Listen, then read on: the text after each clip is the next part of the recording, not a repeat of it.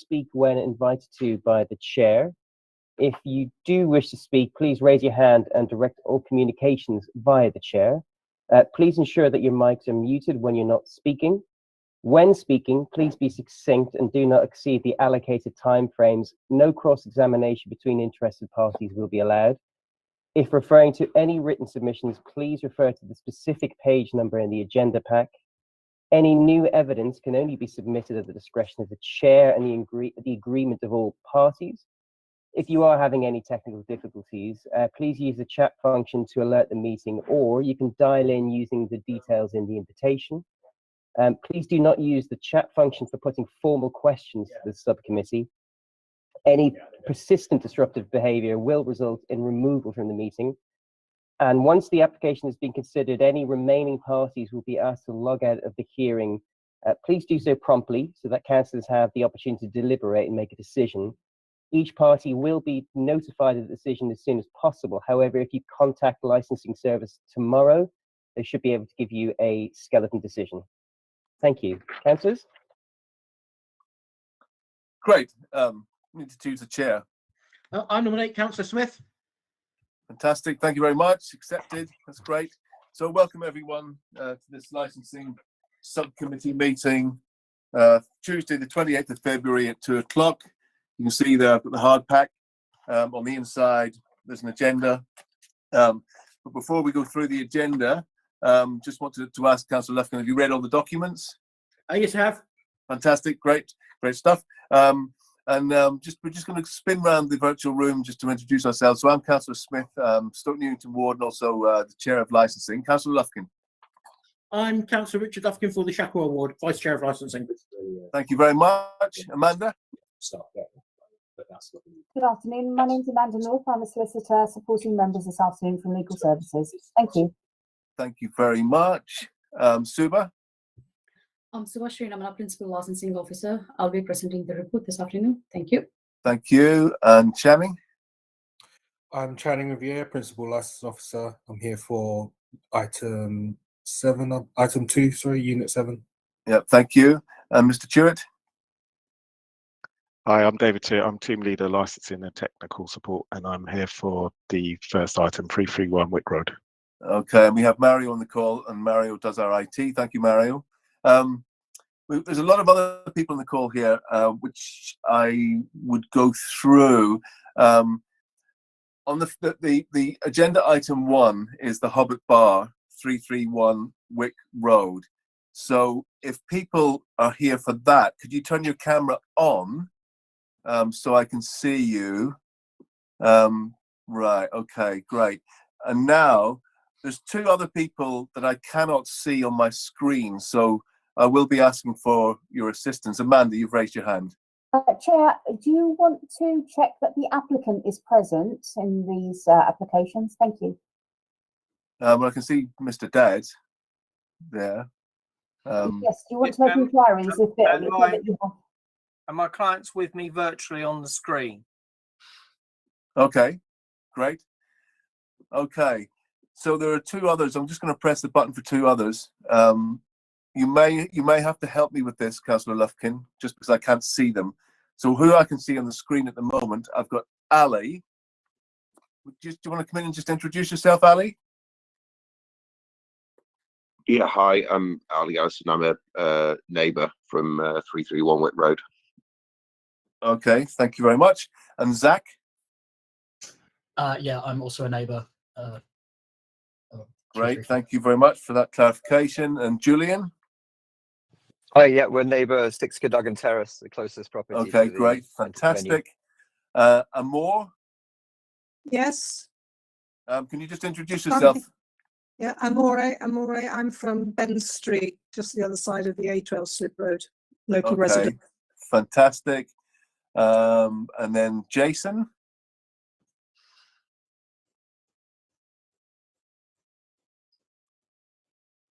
Yep, you're on mute, Jason. Sorry, I was trying to find the button. Yes, also a local resident. Fantastic, great stuff. Those 2 others, Councillor Lufkin, can you see them on your screen? No, I can't. I can't see I can just see everybody who's been mentioned. I've got Mario. no, I Laura, can't. is there a Laura? Is Laura on this one? No. I think I've got everyone else, as far as I can No, I'm see. here. I'm here. I'm a neighbour. Is that Laura? Yep. Is that yep? Laura, are you here for this one for the Hobbit Bar? Yes, for Habit Bar. Yep. Yep, and you are a resident as well, yeah? Yep, neighbour. Brilliant. Thank you very much. Thank you. And I noticed that Shan had arrived. Shan Locke, who's Shan Locke? Hello, Shan. Are you here for Hobbit Bar?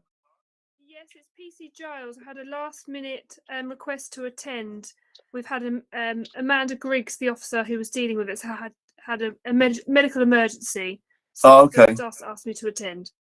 Oh, fantastic, Shan. Thank you for that. And I wish her well when you speak to her next.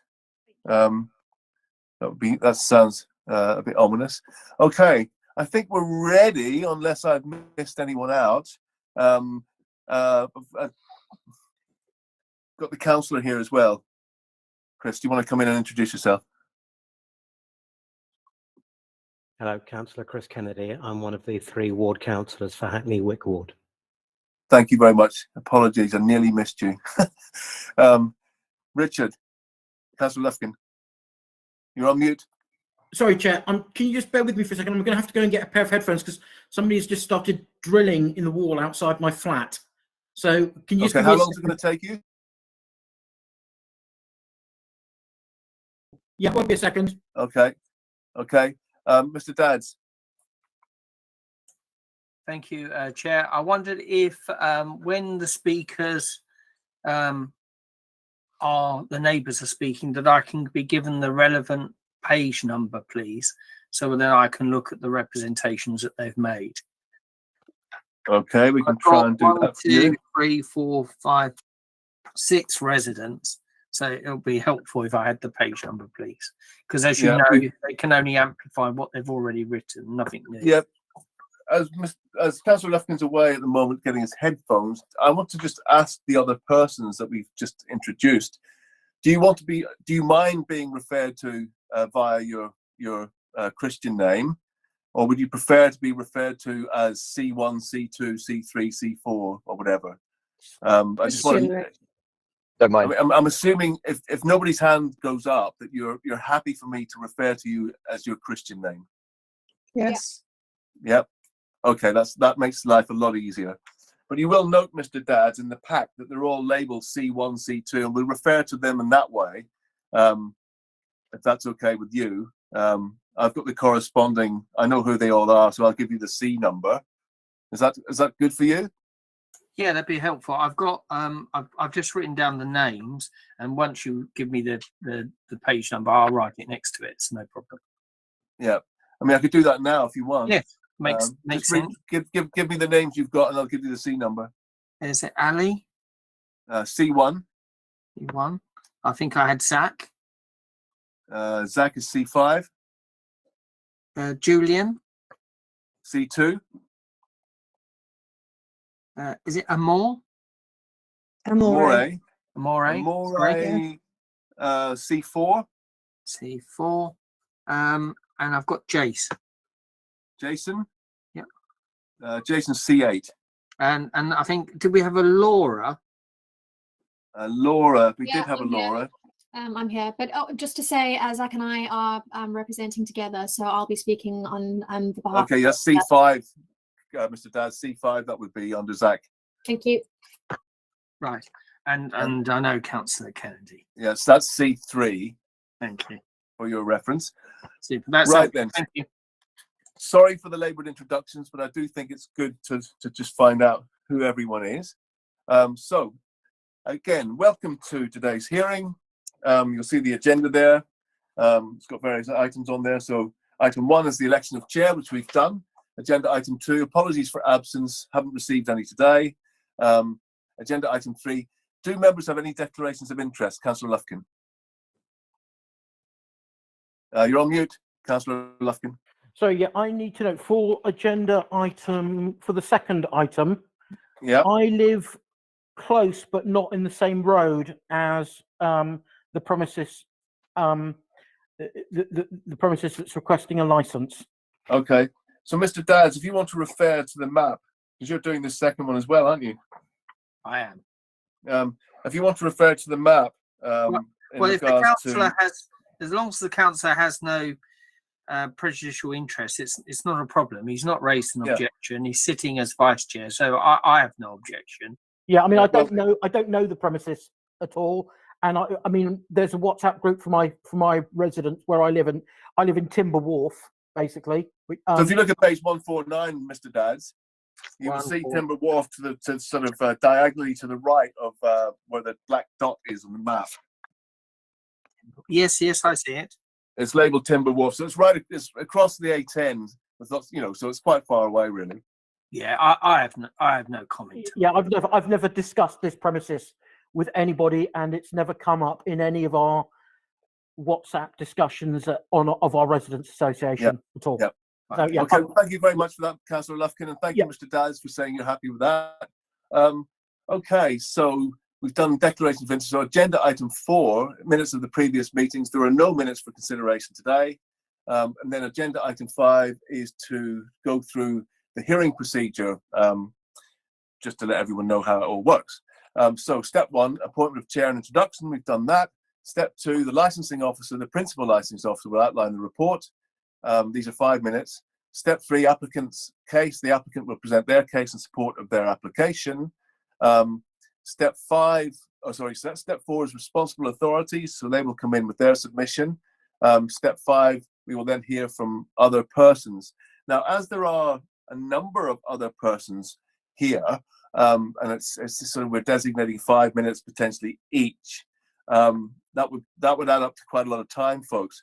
So I'm suggesting either you all come together and 1 or 2 people represent you, or you all have a chance to come in and say, I'll give you, a minute or maybe 2 minutes each, something like that.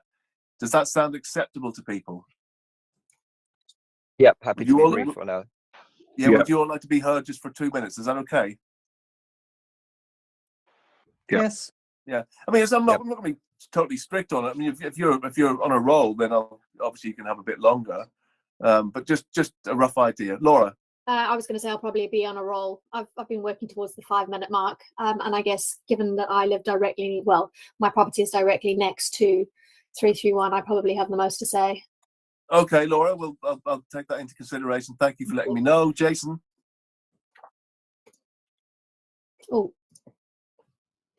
Was Jason part of? Jason, you've got your hand up again.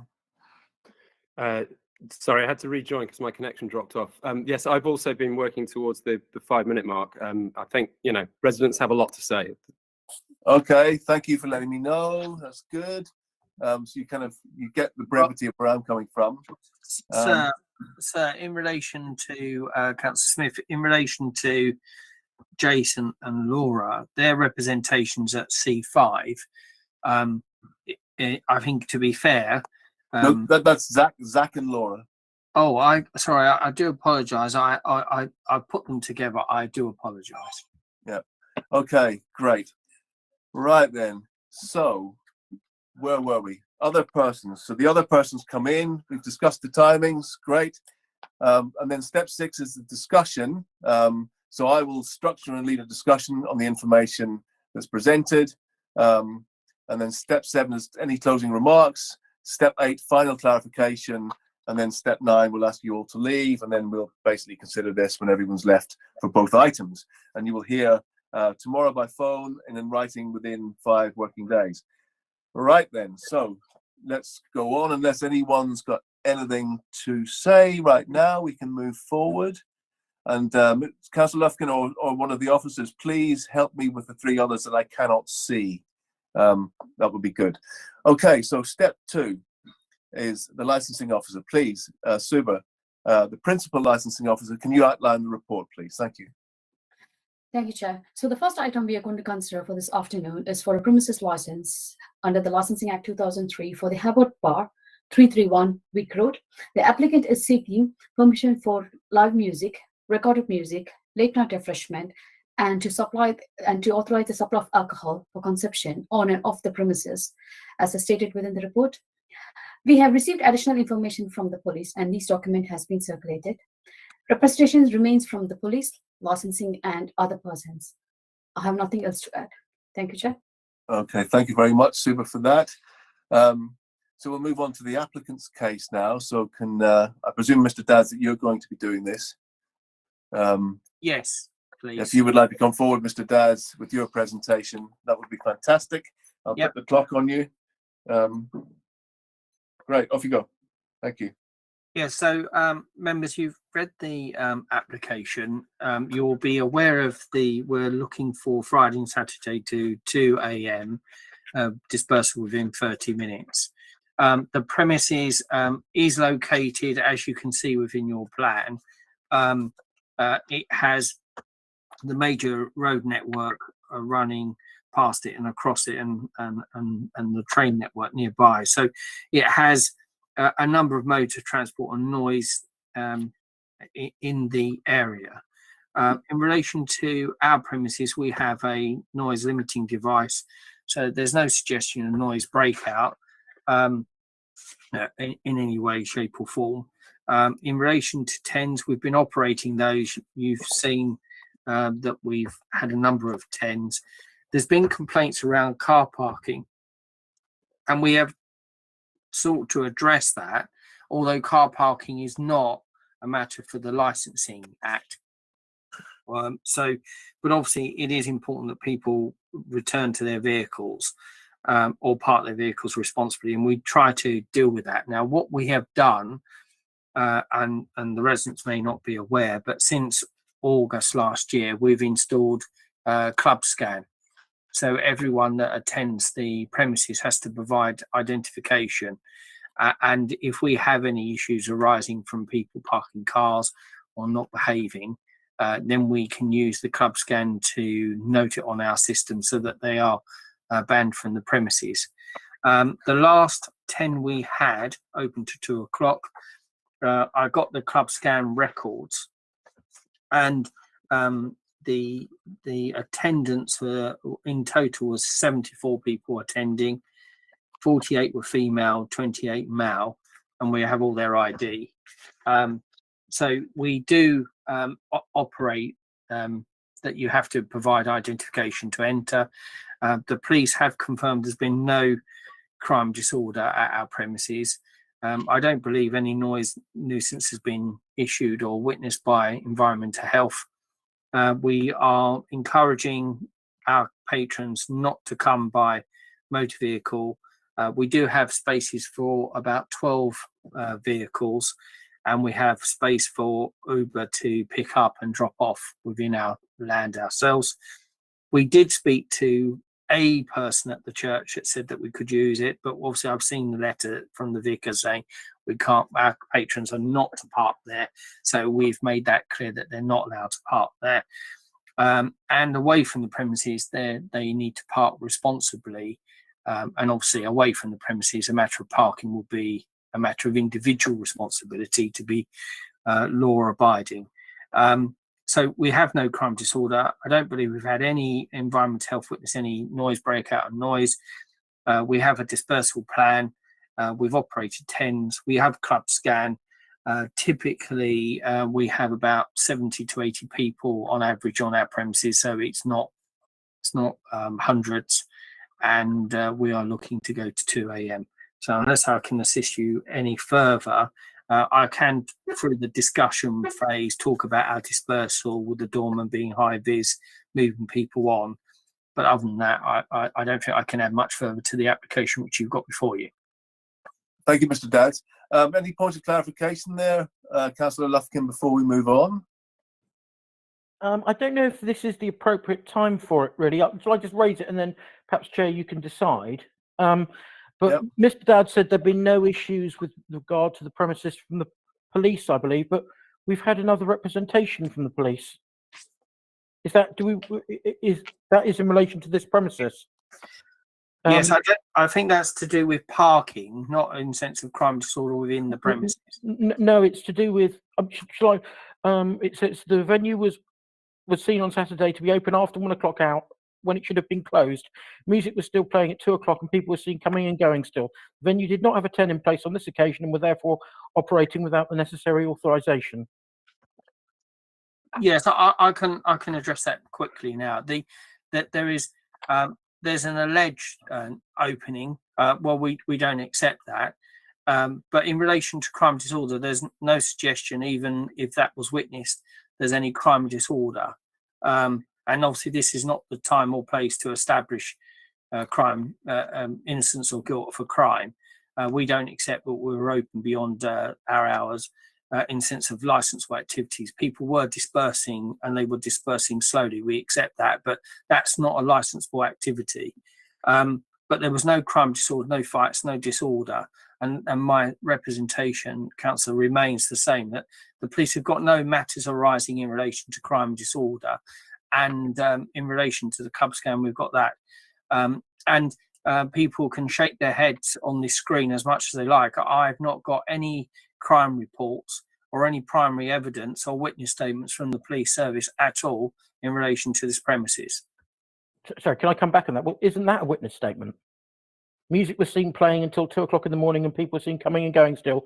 The venue did not have a 10 in place on this occasion, so were therefore operating without the necessary authorization. I'd quite like to hear from our legal officer on that, on the admissibility of this.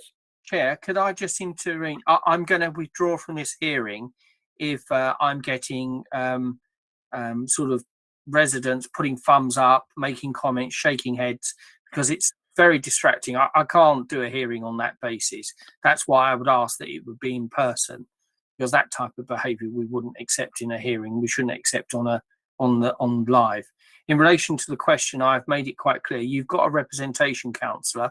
I don't accept it, but that's not a written statement in the sense of a Section 9 statement or primary evidence. We don't accept it, and obviously your legal officer can give you advice about establishing an instance of guilt of a matter of an offence. This wouldn't be the place.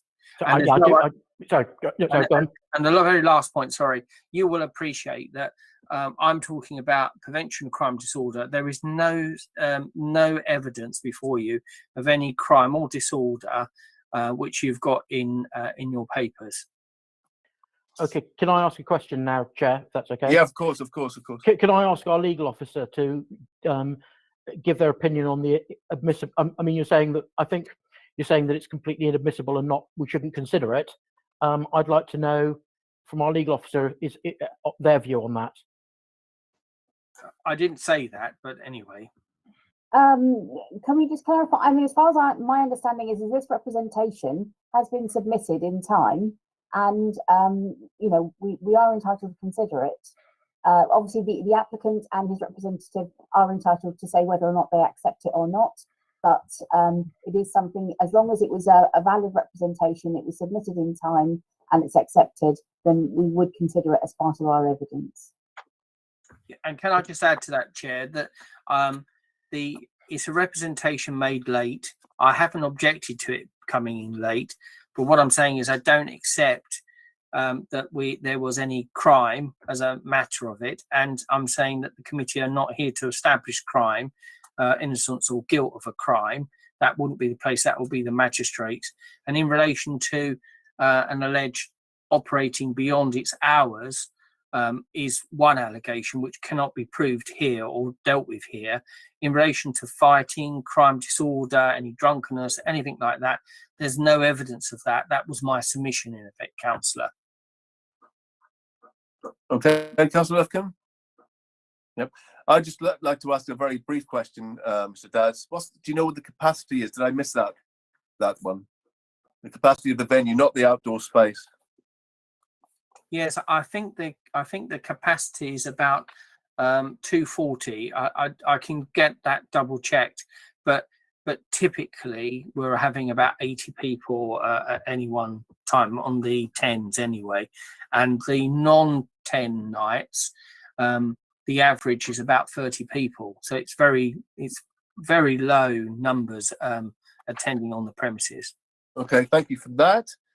So, Councillor Lufkin, if you're happy to move on, I'm happy to move on at this point. Great, fantastic.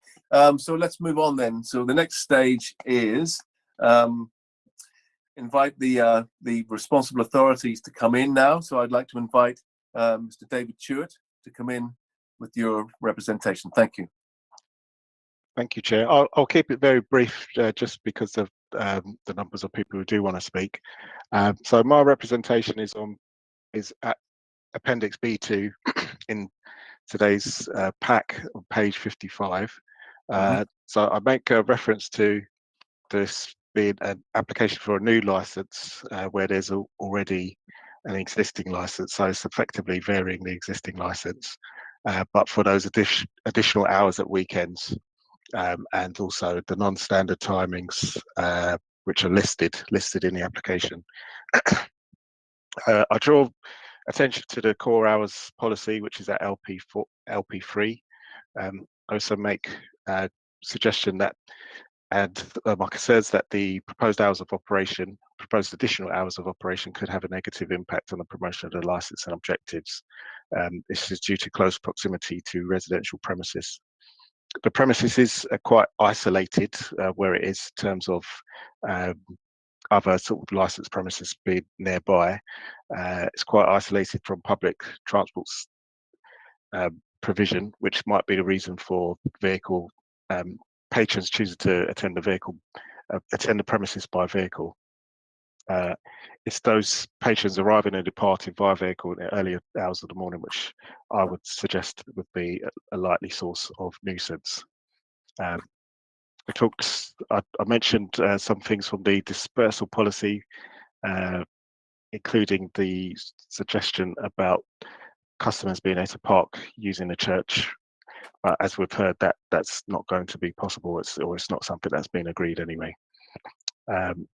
I'll leave it there for now, Chair, so we can maybe go into this a bit more in the discussion, but also to have other persons have an opportunity to speak. Thank you. Yeah, okay, great. Thank you very much, Mr. Tuart, for that. I think that's quite clear where you're coming from. Okay, so just in the order that we took, so we're moving on to other persons now, just in the order that we took at the start when we did the introduction. So I'd just like to invite Ali along. Ali, would you like to, Suba? Sorry, Ali, 1 second. Sorry, Chair, we got Sean from the police to represent the... Apologies, of course. Responsible authorities, yeah. Shan, very important. Thank you, Chair.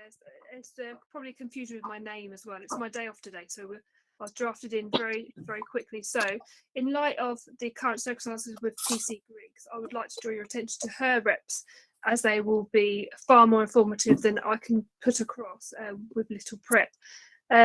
So just briefly, I would like to draw your attention to that the hours have been requested are outside the core hours, as David and your licensing officer has already stipulated.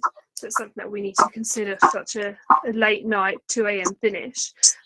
Things from Mr. Dad's that concern me. When asked about capacity, he thinks it's about 240. This is obviously a very important point that we need to clarify in relation to the application. And in relation to the crime and disorder discussion, and if the venue has had any crime disorder linked, there has been previous complaints, which I'm sure the residents will go into anyway, and David has spoken about in relation to cars parking and disorder outside. We just need to remember it's about the prevention of crime and disorder, not what has been linked. Sorry to interrupt. I just want to double check that. Can everyone hear Councillor PC Giles? Can everyone hear her, because she's fairly quiet? Very, very difficult, but I'm just getting it. Oh, okay, all right. Are you able to speak up a little, PC Giles? Sorry. Sorry, I'm only noticing that you're a bit. It's all right. I mean, it's just that not everyone may be able to hear you. That's all. Yeah, no worries. I'll talk louder. No, we don't have any crime disorder linked recently to the venue. It doesn't necessarily mean there's not going to be, should a 2 a.m. license be granted. It's all about the prevention of crime and disorder. So we need to be mindful of that. And then I think, to be honest, I'm going to leave that to whatever's in the pack from what PC Griggs has written. And obviously I know the residents want to speak, so I'll leave it there now, the Chair. Okay, thank you, PC Lock, for that. So we'll just move on to other persons now. So I'd like to invite Ali to come in And Ali, take your 2 minutes or whatever, but try and keep it brief if you can. If that's okay. Yeah. Thank you. Yeah, that shouldn't be problem. I mean, I've looked at some of the other representations of them. They're much more detailed than mine, but most of them have a common thread to them anyway. So yeah, I'll be quite brief. I think the basic premises of the arguments are that, and my argument was that they, despite a dispersal order after Habit closes, people don't disperse. They tend to sort of loiter for quite a long time in the local area, and there's hundreds of people that live in flats maybe 10, 15 meters away, which I'm one of them, from Habit, where often people park their cars, or even if they're not driving, they come to get taxis. They make a lot of noise, and I think, contrary to some of the statements that we've heard, there have been illegal openings when they haven't had attends in place, not just on the 28th of January, where people are coming out late at the times that they would be for these new licensing times, so around 1, 2 in the morning, Friday and Saturday nights. Also on Sundays, and people are sleeping sort of like right on the street, and it's already a very sort of noisy and disrupted residential area for things that we can't avoid, which is the sort of Eastway and Wick Road traffic and sort of horn noise pollution. So it's already quite a difficult place to live, but people do have to live here, and it is a residential area. And there is no sort of precedent for Habit to be a late night establishment sitting on its own. I know the license there is probably very old because it's existed as a public house for quite a long time, maybe 100 years. Maybe that is an old license, which we can't do much about. But certainly the proprietor of Habit hasn't respected residents in terms of noise pollution and sort of enabling us to live together. And I don't think there would be continued respect in the future with the extended licensing times as well. So I think, yeah, that's all I need to say. Thanks very much. Thank you, Ali. And moving swiftly on, I'd like to invite Zach now to come forward. Is that Zach and Laura? Yeah. I'll speak on our behalf. I'm not going to put my camera on if that's okay with everyone. But yeah, so to echo everyone else's points, we, the residents of 335, have had reason to file complaints since the venue first opened a number of years ago. All of these complaints have been meticulously logged with the council or the police or the noise disturbance people, and where it's been possible, we've also supplied video and photographic evidence. I don't have time to go into them in detail, but the transgressions are wide and varied.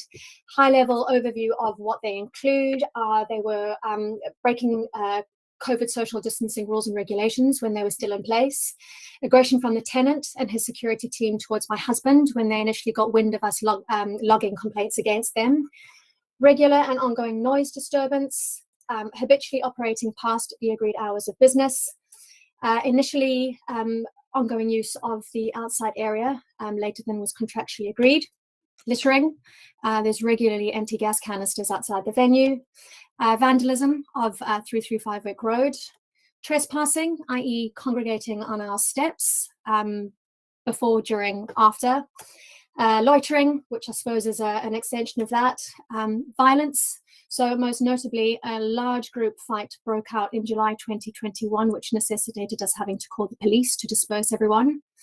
And as everyone else has said, the irregular parking is an ongoing issue, as most recently highlighted by the police. To everyone else's point, it's obvious that public transport simply just doesn't cater for Habit's existing operational hours. And given it's a licensed venue, it does beg the question as to whether or not people are driving under the influence, endangering themselves, passengers, and possibly even pedestrians. It's actually a heavily populated pedestrianised area at all hours of the day and night. In short, living next to the venue actually became a total nightmare. Being confronted by the applicants and then having that massive fight outside of our property was a worry to us. At the time, my husband and I had a small child, and like I said, it was quite nerve-wracking. It did a lot of damage to my mental health. So it basically necessitated a move out of the property. I know that the people who were living downstairs from us also eventually left, citing habits as having made their lives a living hell. And I'd just like to point out that even though there may not have been any more recent complaints, it doesn't mean that this behavior is not ongoing. The only reason that any of this was ever detailed was because I was absolutely passionate about what was going on about next door and trying to stop the living hell that they had created. So yeah, I just like to refute that point that was made earlier. And also just to the point that everyone made about the prevention of crime and disorder, public safety, prevention of public nuisance.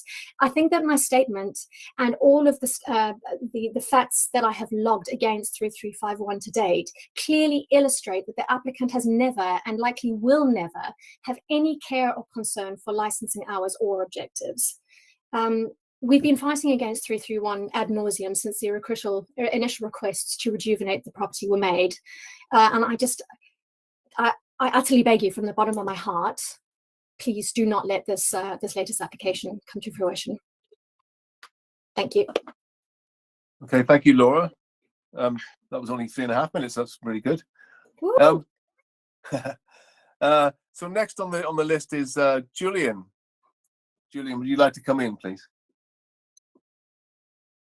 Yeah, I can't really add much to what Laura said. The lived experience is that they're not respecting their existing licensing hours. There's no point repeating it. They just simply not. And I apologise for my thumbs up and shaking my head, because to be told the sky isn't blue was quite offensive as a resident. They're not respecting their existing hours. They're operating outside of them, and there is a considerable noise and nuisance. Our rear bedrooms are children's bedrooms. They're disturbed at night. It's completely unacceptable. Please, please, please do not house. They shouldn't have the effect. Very much. Yeah, thank you, Julie. You were breaking up a little bit at the end there. I don't know if you want to maybe just come back with the last couple of sentences, maybe. Yeah, I can't hear you. Did everyone else find that? I think what he was saying is please don't accept this license, and possibly if you could stop them from operating completely, that would be best. I know I'm paraphrasing, but. Okay, great. Thank you, Julian. Are you happy? So I will extend their hours. They're not operating with their existing license. It's completely unpleasant for all of us here, please. Thank you very much. Okay, thank you, Julian. And then moving on to Amore, please. Oh, yes, hello. Well, I'd just like to really, I haven't got a lot to add to what has already been said. And we've been against the extension of hours at the Habit Bar for a long time. The effects are, I mean, there's a lot of NOS use, and we have people on this NOS getting high and coming down our street and causing all sorts of havoc down the streets. It is a residential area. It shouldn't have a nightclub there that's open at all hours. It says it starts at 11 o'clock in the morning, but I've never seen anybody open there at 11 o'clock in the morning. Maybe 11 o'clock, 2 o'clock, 4 o'clock in the night. Yes. I mean, it's the antisocial behaviour which is generated by this bar, which I object to, and therefore I think any extension of the hours would make everything worse. We get a lot of litter after they've been open, cans and bottles in the street, as I said, and people pissing against the walls, excuse my language, but it's very, very unpleasant. I mean, this has been going on for years and years. It really shouldn't be. I mean, back in the day, it was an ordinary pub, which was all right. But these extended, and they want to go up to 4 o'clock in the morning, and another occasion they want to go to to extend the hours over a whole 2 days at New Year. I mean, we all enjoy New Year, but we don't want to be harassed by people coming in. And you could see from the police thing that those cars are all on the pavement. So there was meant to be original parking policy, and I don't know what that man was saying earlier about they have parking. There's no parking space there. I walk past there nearly every day, and there's no parking space in there. I can't see any parking space in there anywhere. So that's it really. And one particular thing on page 15, the supply of off sales of alcohol. off sales of alcohol. They want to extend that to 4 in the morning. Don't you think they've got enough drinking going on inside without allowing people to take drink away and continue on our streets, drinking alcohol in the streets? So I think that's what I want to say. Okay, thank you very much for that, Amore. Jason, you're next. Thank you.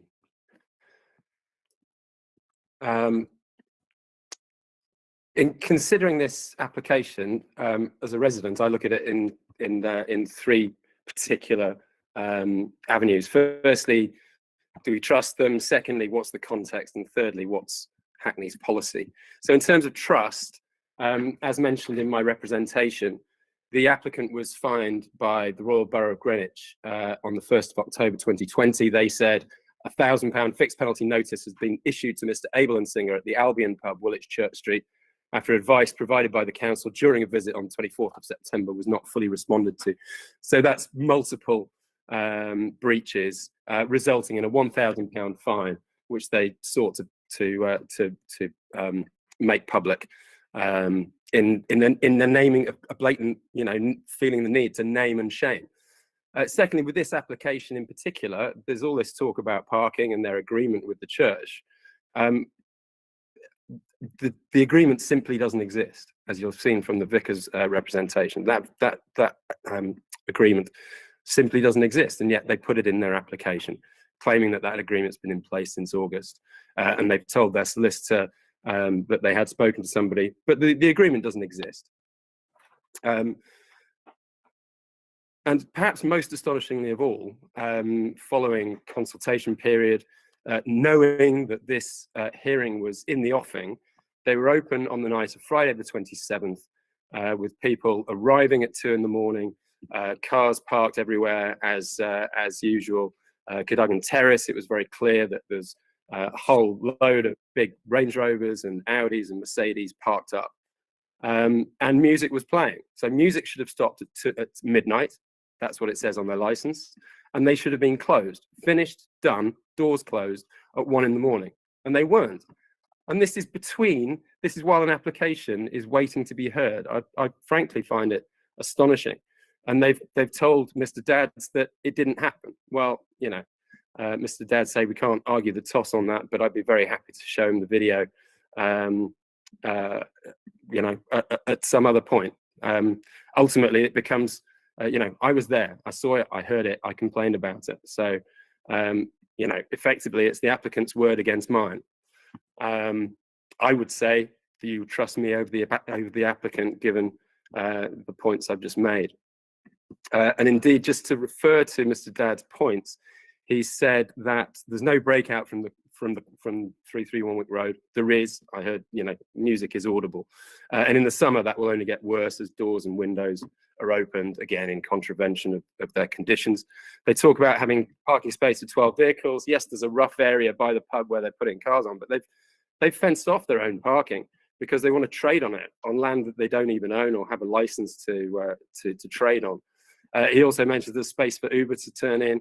Again, it's not the case. That's not land that they own. And besides, on busy club nights, such as the one we're talking about, they put vehicles on this rough piece of land anyway. So there's no place for an Uber to turn around. The Wick Road is a red route, double red lines. You'll have seen in the submissions photographs that the police have shown of loads, tens of vehicles parked on double yellow lines on the central reservation and on the pavement. And it's a danger to road users as well. So to say that parking isn't a licensing issue, I say it is. I say it's an issue both in terms of public nuisance and public safety, and prevention of crime and disorder, and the protection of children from harm. It's a big issue. And then what happens is that, eventually a night might end, and then everybody, possibly lingers, particularly in the summer, makes a load of noise. It's only natural if you've been in a noisy environment to be noisy yourself. And then car doors slam and off they all go into the late night. This it's a drive-to venue. People arrive by car, they leave by car. It does nothing for the local residents except for create nuisance. And so, in conclusion, I would say that Hackney has a policy on these things, and the policy is that we've got core hours till 11, till midnight on Friday and Saturday, and 10:30 on Sunday. They already have 4 hours over and above those core hours. They don't deserve any more, let alone the holiday requests, 13 different nights of holidays that they want, 3 a.m., 4 a.m., and go through the night, and presumably wanting 10s on top of that. It's just completely unacceptable, and this application should be refused in its entirety. Okay, thank you, Jason. I think we've heard from all the other people. Is that correct? Just Councillor Kennedy, I think. Apart from Councillor Kennedy, I'm just waiting for Councillor Kennedy to come in. I'm just checking to see if there's any other residents there. Any other residents that haven't spoken? Okay, great. Okay, Councillor Kennedy. Thank you very much. Just to underline, myself, my 2 ward colleagues, Councillor Webb and Councillor Gunda-Muren, are entirely in support of everything that you've heard the residents say and the residents ask for over the course, especially of the last, I would say, 2.5 years. We've had regular contact from residents. The kind of evidence that they have just given you themselves is quite clear that the way this premises is currently operated, they cannot stick to the license that they've got now, and they cannot operate within the licensing objectives. They breach the licensing objectives by the way they run the premises at the moment. I think the strength of feeling and what the residents have had to put up with is shown to you by the number of them who have taken either the time off work or just the time out of their busy lives to actually come and speak to you today. You yourselves as a subcommittee will be able to judge by your other hearings about how often this many residents will turn up, so that you can judge how serious the incidents that carry on at this place are. Mr. Dadds, of course, has only been told what the applicant has told him about what's gone on recently, which is why Mr. Dadds says he thinks there wasn't a breach. Apparently the applicant is there online with Mr. Dadds. I'd love to hear the applicant reply. If the applicant or the designated premises supervisor is there, to what we've just heard, especially from the residents. The absolute clincher for me about what you are being told in the papers in the application is that there was even a map submitted at page 51 of the route to the parking that actually had not been agreed, and there was no agreement in place with the church. When the councillors saw the Reverend Sue, when we'd read the papers, and said, "Sue, you seem to have an agreement with Habbott's Wine Bar that people can park there." She went, "What? We certainly do not. Who's told you that?" And when we told her it was printed in licensing papers, she was literally gobsmacked. So I think that just about tells you everything you need to know. As one of the residents said, you should reject this application in its entirety. Thank you. Okay, thank you, Councillor Kennedy. So we'll open it up to the floor now for discussion, and we'll just start. I know, Mr. Dadds, you're probably itching to get in, but I just want to start with Councillor Lufkin. Councillor Lufkin, would you like to come in and maybe address the non-standard hours, possibly, maybe? Yeah, I just got the first question I have got is have non-standard hours been agreed with the police? That's to you, Mr. Dadds, and the police. No, no hours have been agreed with the police. So I think they object in its entirety. Okay, thanks. Yeah, we just wanted that for clarification. Okay. Shall I continue, Chair, or do you want me to? Yes, please, Councillor Lufkin. If you have any other queries, yeah. Okay, so we're now into the discussion phase. Is that correct? Yep. Okay. Yeah. My question is to the applicant. We've got a policy of core hours. We sometimes deviate from this when there are exceptional circumstances, when we are absolutely convinced that there will be no increase in crime and disorder.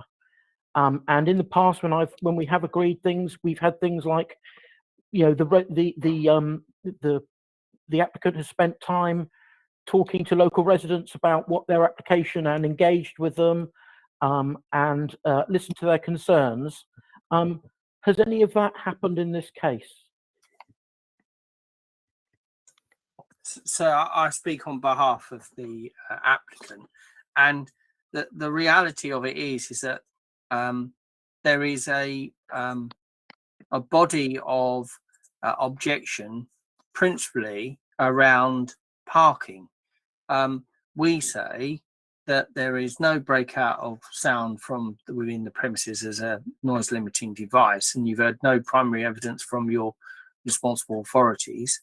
You've heard from the police there's no crime of disorder, not anything that they have brought in to primary evidence to you.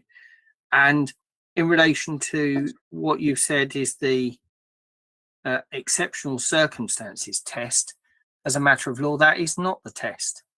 There's not a cumulative impact zone. It is a policy that guides you, your policy, statement of licensing policy, but ultimately you decide it on the promotion of the licensing objectives. And you've got a map of the area. We've got Ben Street, we've got the street across the road. The only purpose of going across the road would be to collect vehicles or return to vehicles, and we discourage people parking there. But away from the premises, if it's lawful for them to park on the road, they park on the road.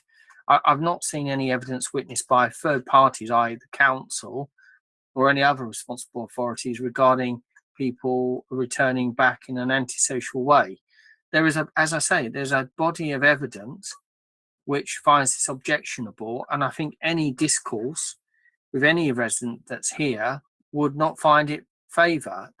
Even Councillor Kennedy, no disrespect to Councillor Kennedy, I've seen him many times, but even he mistakenly refers to that the residents have been inundating him for 2.5 years. Well, that may be the case, but we've only been operating since the 25th of April 2001. So at the end of the day, I can only address with what I've actually got. The reality of it is that if Councillor Kennedy can show me any correspondence that he's had with the premises as being his ward work, or any correspondence from licensing to us regarding any matter raised by residents in Ben Street, quite some distance away, or the premises, the street across the way, then I'm happy to look at it and address it. But it's very easy to come to a committee and just throw lots of mud and hope that it sticks. I mean, at the end of the day, I accept that you're unlikely to be persuaded by me when you've got lots of residents all jumping up and down. At the end of the day, I look at the evidence, and Councillor Kennedy puts his hands like this.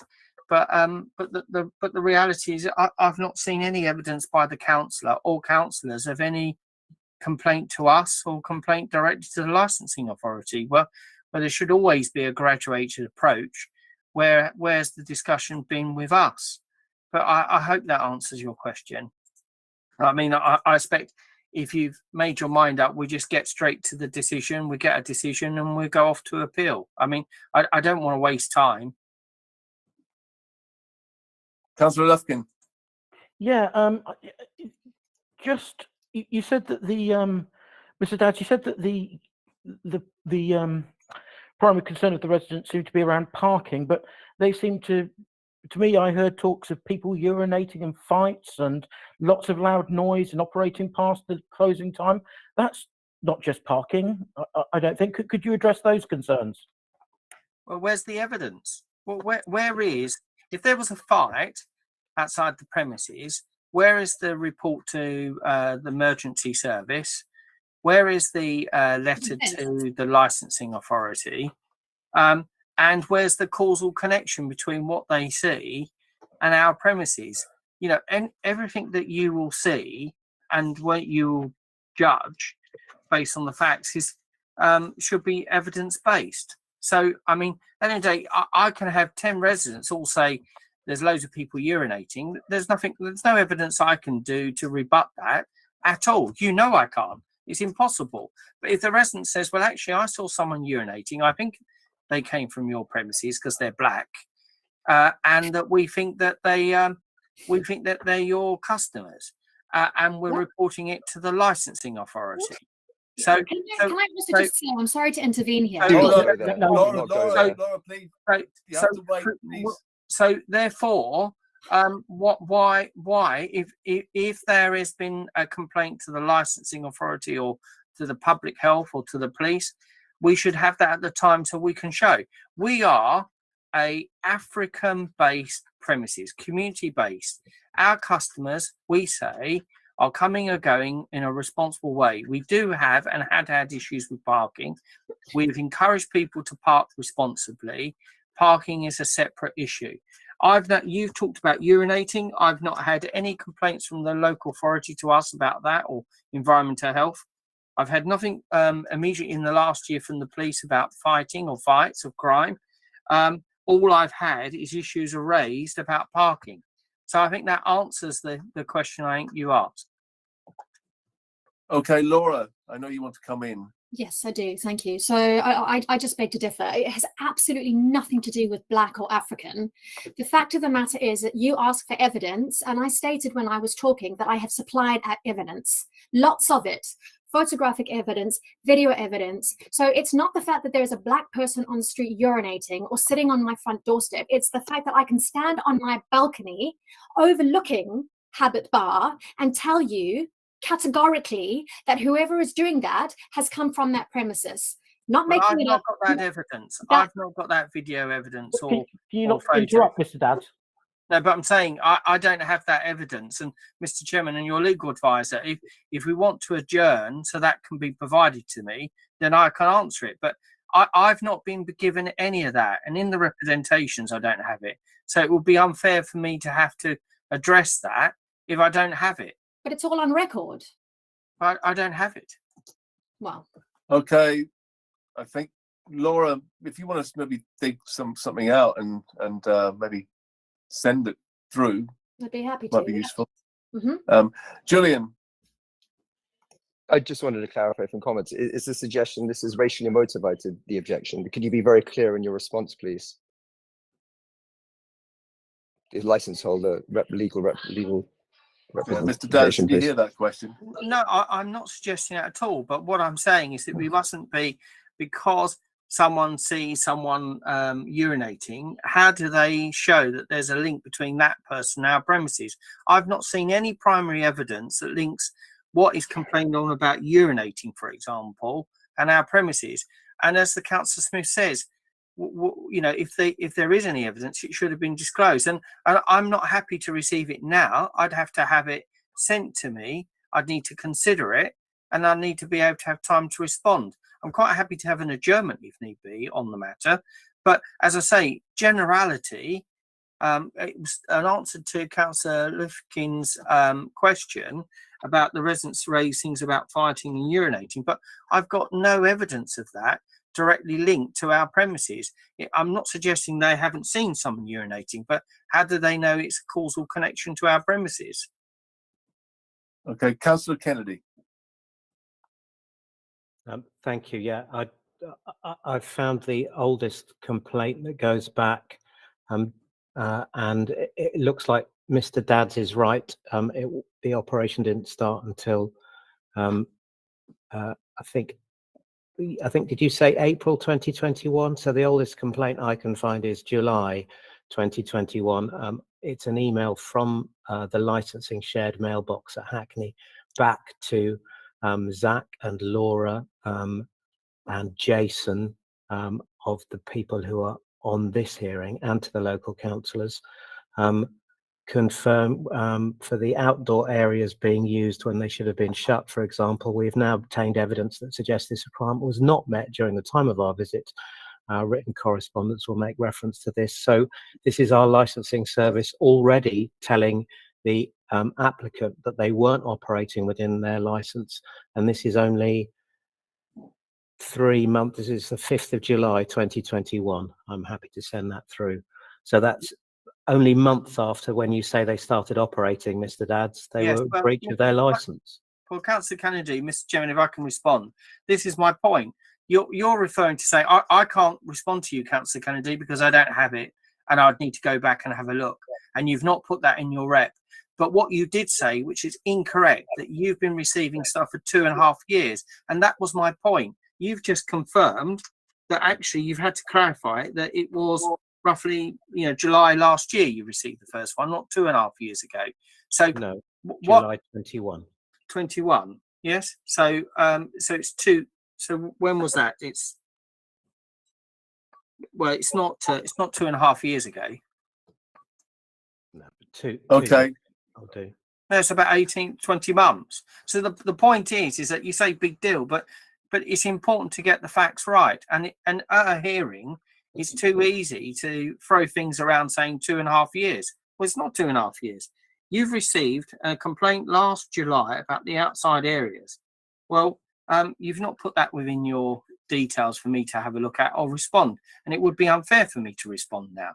And this is the point. If we just throw enough mud and hope it sticks. Councillor Kennedy.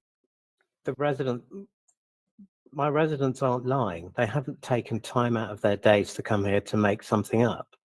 Well, they've suffered noise and disturbance to the extent that at least 2 of them actually had to move out of their premises. 5 of That's us. why they're here. 5 of us had to move. 5 of them had to move. Mhm. That's why they're here. No, I don't believe it for a moment. Don't believe it for a moment, Councillor Kennedy. And raise it here now for the very first time. 5 people all moved because of our premises. Yeah. Don't believe it for a moment. And then we'll deal with it at the magistrates under oath. And we'll see the 5 people. Well, where is it? How can I, honestly, in all fairness, deal with that now on this hearing? So we won't get a fair hearing. You take it as read that 5 residents move out because of our premises. They don't move out because they wanted to move out, get new premises, rent it, whatever other reasons they can. You say it's because of the way we operate. Okay, thank you, Mr. Dadds. Thank you, Councillor Kennedy, for that. Amanda. Yes, Chair. I wanted to double check with the licensing officer if Mr. Dadds is saying he hadn't received certain information or the information that's been presented today. Did the licensing officer, was this sent across to him at all or not? Or is it correct that he's only hearing this for the first time today? Did the licensing officer confirm? And also, Sorry, the documents which were sent from the police are the ones we received as part of the additional information which was being circulated. Yes, no, I mean the issues related to the local residents that are being presented here. Was that sent to Mr. Dadds or not? It wasn't. No, we didn't receive any further evidence other than so he wouldn't have had an opportunity to consider it. Okay, that's fine. And then secondly, Mr. Dadds, is it at all possible to hear from your client at all on some of these points in response? Well, I'm speaking via my client's next to me virtually, but I'm speaking to them. But I'm going to ask now for an adjournment so I can be served the papers properly.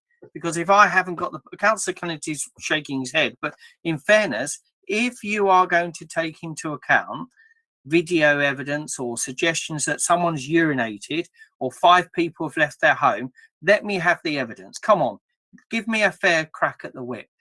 Let's see the evidence. Councillor Kennedy said it's 2.5 years. When challenged with the real facts, he's had to row back. When I get this evidence of other stuff, there will be lots of rowing back, I'm sure. Let me have the evidence. I'm entitled to have proper disclosure. So if residents are saying, I've provided evidence, where is it? Let me see it. Let me respond to it, because it's unfair otherwise. There's no point me taking part if you're going to take into account information I've not even seen. Okay, thank you, Mr. Dadds. Jason, you want to come back? Yes, I wanted to make the point that unfortunately the predecessors to Habit Bar at 331 Wick Road, Babylon Bar, caused similar problems to local residents. And that is why Councillor Kennedy, off the top of his head, is talking about 2.5 years.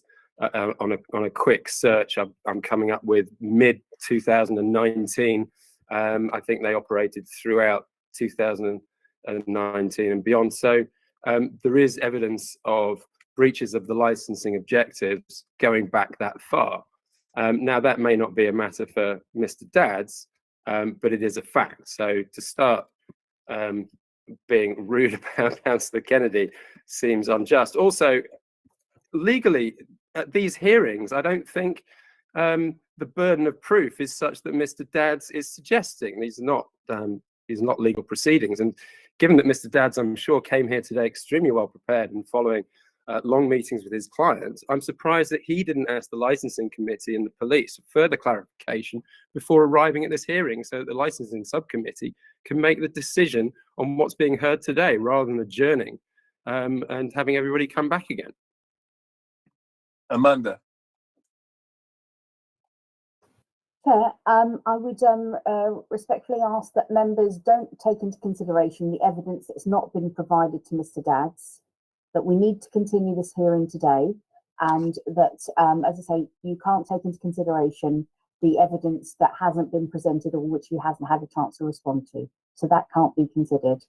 But we have to proceed today. Thank you. Chair, can I say that on that advice, can I respond, please, to the advice you just received? Yep. Yep.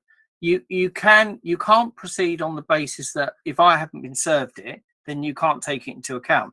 But I'm saying for my client, I'm happy to pause, adjourn, so it can be served, so I can address it, because I actually think it's all an exaggeration. And it's all right for Mr. Lord to come along and say, well, you must have had lengthy meetings. Well, sorry, they're subject to privilege. I have to prepare my case based on what's been served, and I've prepared my case on what's been served. But there's lots of amplification, lots of mud throwing. I'm not going to get a fair hearing from you two councillors, I don't believe, if you're going to take into account matters which I've not even been served on. Now, no criticism of you, Councillor Smith, or Councillor Lukin, because actually, do you know what? You've always been fair in the past, but this hearing seems like I'm being lynched. And at the end of the day, I'm not prepared to have it. And what I would be prepared to do is accept an adjournment so evidence can be properly served, residents can properly put all the information before you, but at least gives me a fair chance of being able to come back and respond. Because actually, do you know what? We do run the premises responsibly. We've got club scan, we've got noise limiters. We know we have a problem with parking, but we don't have a problem with people coming or going from our premises. That's what we say. And a lot of this is exaggeration. And I want to be able to have at least the opportunity to show that. So if the residents have got the evidence, let's have an adjournment. You're entitled to adjourn. You're entitled to do that to another date. It doesn't prejudice us, because otherwise I think if we proceed, you're going to refuse it anyway. So I might as well at least go for an adjournment, see the evidence provided, and then I can take instructions on it. Okay, thank you, Mr. Dadds. Councillor Kennedy, I'd just like to bring you in at this point, and then we'll seek legal advice on this adjournment idea. Councillor Kennedy. The ward councillors would not like this to be adjourned. They would like you to decide it today. I think Mr. Dadds probably does make a very good legal point, which is you should decide it based on the evidence presented in the papers. I think the evidence presented in the papers shows quite clearly what myself, my fellow ward councillors and the residents know, which is that the licensing objectives are not met by the current operation of these premises, wouldn't be met by any future operation under a longer licence. And that based on the evidence that is in your papers today, that you have heard confirmed today by the attendance of the residents who've confirmed to you in person what they've put in their representations, that you can take a decision to refuse this licence. Thank you. Okay, thank you for that, Councillor Kennedy. Amanda, do you want to come in just on the adjournment point? I mean, I'm happy to go ahead. I mean, happy to go on with the committee hearing. Fair, as I said earlier, I think we need to proceed on today with the evidence that's been properly presented today. It wasn't a case of just because Mr. Dadds hadn't received it. I was thinking more that it's prejudicial to his client. You know, he's not had a chance to consider this evidence that's being discussed. So therefore, it's not fair to consider that. It has to be the evidence that has been presented and he's had sight of and had an opportunity to make representations on. So that's my feeling, is that we have to stick to the evidence that's actually been supplied here. I appreciate other residents may have a lot of history and knowledge about what's happened before. I'm not disregarding it, but it really can't be taken into consideration unless you put it written into your representations. We can't consider it today, and unless it's part of your representations today, apart from, you know, basically the applicant needs to have been aware of what you were going to say today, and that's what we need to base our decision on today. Thank you. Okay, thank you, Mr. Dowds. I think I'm going to carry on with this hearing. I'm afraid. I know you want to adjourn it, but I want to carry on. No, it's up to you. It's no problem. It's a matter for you. Thank you. So I would like to, unless Councillor Lufkin, you've got another query, but I've got a couple of things here. And just in regards to the external area and the kind of the land use without a license that's been described in the other person's representations. You did say that you were going to cap it at 40 people and shut the area at 10 o'clock, 2000 hours, Sunday to Thursday, and then 2200 Friday to Saturday. I just want to understand a little bit about these external areas, but in particular, the accusation that, you know, some of this land is being used somewhat illegally without a license. Can you address that, please? Well, I think that's a suggestion that the land is not owned by us. Land use is not a matter for licensing. So the application for licensable activity is defined.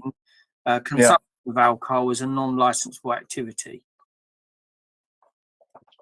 So can you just describe, I know we've got a map here of the venue. I'm looking at a picture on Google Maps. And if I might be able to do the same. If I can share my screen, I might be able to show you the location. One second. And then the question is, that does come up from other persons, is essentially that the outdoor space is potentially causing a bit of public nuisance. Is that right, Laura? It was in the past, yeah. And exactly where are we talking about? Are we talking about the bit out the front, as you can see from the road? I mean, all over really. People have been guilty of loitering directly outside the premises, to the right of the premises where that kind of like discarded construction site is at the moment. I've already stated that people have loitered outside of our property, gathering on the stairs. Yeah, I mean, pretty much anyone. So in reference to the map on page 46, Mr. Dowds, you'll see page 46 there. It says Beer Garden 1, which is the one I presume at the front as you look at from the road, you see number 1. Yes, page 46.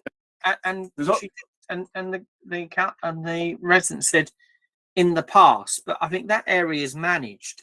We have door supervisors there. Yeah, I'm just trying to get an understanding of the outdoor space and how much of a nuisance it is. And then there's a little walkway to the left of the building, Mr. Dowds, if you see that on Google Maps.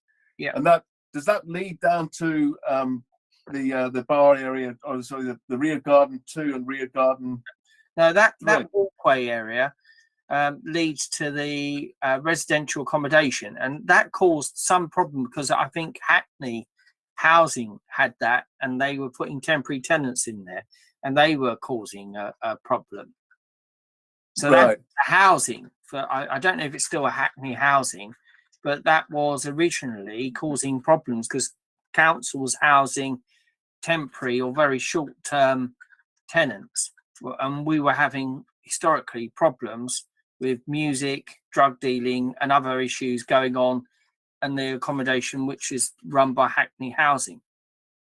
Right. Okay. Those areas to the side here, these ones, I'm just pointing them out on my map. These ones here to the left as you look at the building from the road. Yeah.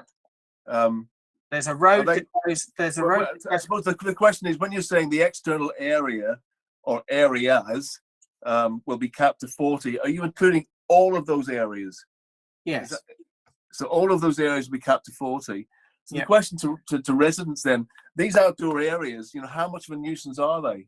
You know, just frankly, you need to tell the committee. Well, it's right outside of our house. Oh, it's right outside of. Do they present a problem for you in a kind of chronic, sort of regular way? Yes. The issue that has been in place ever since the property opened is that it feels like they believe their obligation ends at the point at which someone exits their gate. There is no attempt by security or other to watch what's happening in the immediate vicinity outside of the property. It's like that's where their duty begins and ends. Yeah, there was a condition, Mr. Dowds, on page 44 that sort of talks about the sort of external area to an extent with the minimum of 2 SIAs. They will be on duty until 30 minutes past closing time on a Friday. And we realize that, you know, Laura, there's a distinction between the premises and the outdoor space ultimately. The police did ask me if they would be high vis and if we could move people on, and that may be, I don't know where Laura lives. I assume it's 335 or the one next to it. Yep. So, I mean, look, Laura, we can move people on. I know that that's not our premises, but we can move people on beyond the 2. I think there might be a church there. I'm not too sure, but the 2 premises there, we can move people on that footway. And we've spoken to the police about that. We've also got what we call club scan. So everyone that comes in gives us their ID, their passport or their driving license. And if someone doesn't follow reasonable instructions from us, we've got their ID, we can ban them and they won't come back in. So there are ways of managing that, but we've got to be able to communicate. Yeah. So just, Laura, back to the point about sort of the premises and then and what, you know, the premises are responsible for kind of outside of it. We take, you know, licensing take a holistic approach to kind of, you know, crime disorder outside of the venue. You know, and that would extend to as far as would seem reasonable, really. You know, it wouldn't extend right away to Victoria Park, for example. You know, so a key aspect of such control and licensing law will always be part of a holistic approach to the management of the evening and nighttime economy in town centres. So ultimately, I suppose what I'm trying to get at here is from the residents' point of view, is it the premises that's causing the problem, or is it the outdoor space and what happens after they leave which is causing the problem? I mean, I just want a very simple answer. And Councillor Kennedy, you can come in on this if you like as well. I wanted to get a very clear understanding of if it's the premises, the external spaces at the premises, or is it the outdoor after everyone leaves? There's this kind of dispersal moment when everyone's hanging around, getting into their cars. You know, they might be excitable and whatever. Well, dispersal. Yeah. So dispersal is one of the fundamental problems here. But I think, as Jason pointed out, as we near summer, and this is something that we saw historically, it gets really hot in the venue. So then all of a sudden you've got the door to the venue opening and closing, opening and closing. They have very, very loud music. That's also disruptive. So then you move from the external area being problematic to actually it being both internal and external. Yeah. So the noise limiter, as far as you're concerned, doesn't seem to be doing its job. No. Because I mean, like getting people to open and close a door habitually. I mean, especially when they've been drinking. Because I know that the police were concerned about the windows and doors, you know, should be shut during regulated entertainment, Mr. Dadds, when they said that actually they were going to be shutting them, you know, after that. Do you want to comment on? Do you want to just generally make a comment about what I've been asking? Yes. Well, I think I've sort of been looking at the reps and lots of them around the parking, and on dispersal, we've agreed with the police high vis to move people on. They know we've got club scan, so we've got a record of who's coming or going. I don't believe that there's been any complaint to Environmental Health about noise breakout, but the premises have been refurbished to a very high standard. It has air conditioning, so you know, in the hot summers, they're not opening the doors to get. Why has it always had air conditioning? Sorry, I didn't. Someone cut across. Has it always had air conditioning, the premises? No, since we've refurbished it in April 2021. So, and in relation to the noise limiting device, that can be set appropriately with door open or closed if environmental health really want to do that. In relation to dispersal, we've recognised that people are and have parked on the central reservation, and so we have. If we have two people out there, if anyone parks there, we go there and say you can't park there, and we won't let them in. And and that's what we've been doing. So we accept that parking is an issue. That's why we tell people you should use public transport. You've got to park responsibly. You can't park there. Public transport. Pardon? Public transport, yes. Uber. Sorry. I don't know who that was, but Uber is public transport. Okay. Thank you. Anybody else want to come in on that on the question of kind of the premises versus the outside? Councillor Kennedy. I think it's the premises that generates it. I'm just going to see if I can share my screen. There we go. Just showing you a flyer from Habits. So when you advertise something as 8 p.m. till late, this must have been before the bar scan, Mr. Dads, because it's there's no mention of that. But look, that just makes it look like it's a club, and it'll be like a club, and you hang out like a club. Councillor Kennedy, can I just ask, I'm sorry, but this hasn't been submitted in advance, and I don't think we should rely on it. So, because it's considered new evidence. Mr. Chairman, could I possibly Happy to send through to everyone. I wonder if Councillor Kennedy, since he's done that, to be fair enough, and go to habitsbarlounge.co.uk and just share the website, so you get a fair balance between when we're operating some promoted events, which are still 80 people roughly, but look at our website if you could share that, because then I think that's a balance. Well, that would be good if Councillor Kennedy's happy to do that. Here you are. Yeah, we'll just do that now. Thank you, Councillor Kennedy. habitbarlounge.co.uk. Yes, please.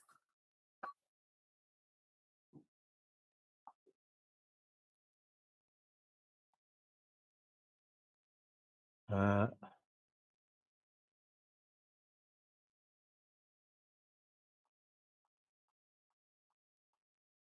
you go. If you could go to the and it goes to the page at the top. Look, best soups in London, and if you watch the screen, the food.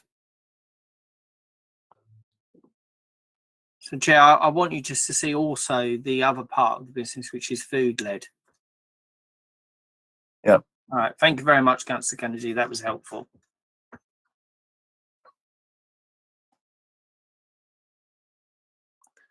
Great. And just on smokers, is there a smoking limit, and where do the smokers smoke? Just immediately outside, sir, on the terrace. Is there a limit? Is there a limit in the conditions, Suba? I don't know if there is. I'm not sure if I've seen any smoking conditions. Yeah, it's normally 10, no more than 10. Okay, I must have missed that one.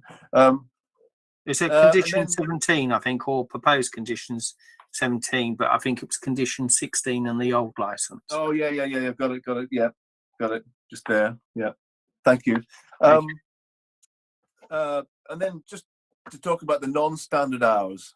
I'm happy to, if that's going to cause a problem, we're happy to withdraw that and just do that through our 10s. Okay. I'll just write that down.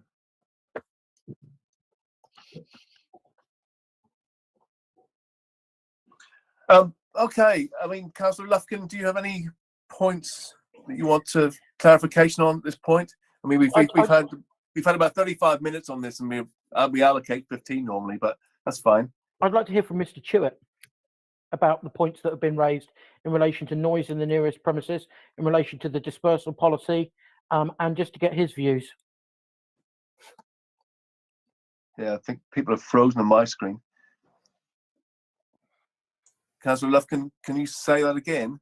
Yeah, I'd like to hear from Mr. Chewett about, we've had a number of things raised about the noise policy, and the question of the sound limiter and should doors and windows be open. We've had a couple of questions about the outside space. I've had a question about the dispersal policy. I'd like to hear from Mr. Chewett what he thinks about those. I think Julie, happy to come in? Yeah.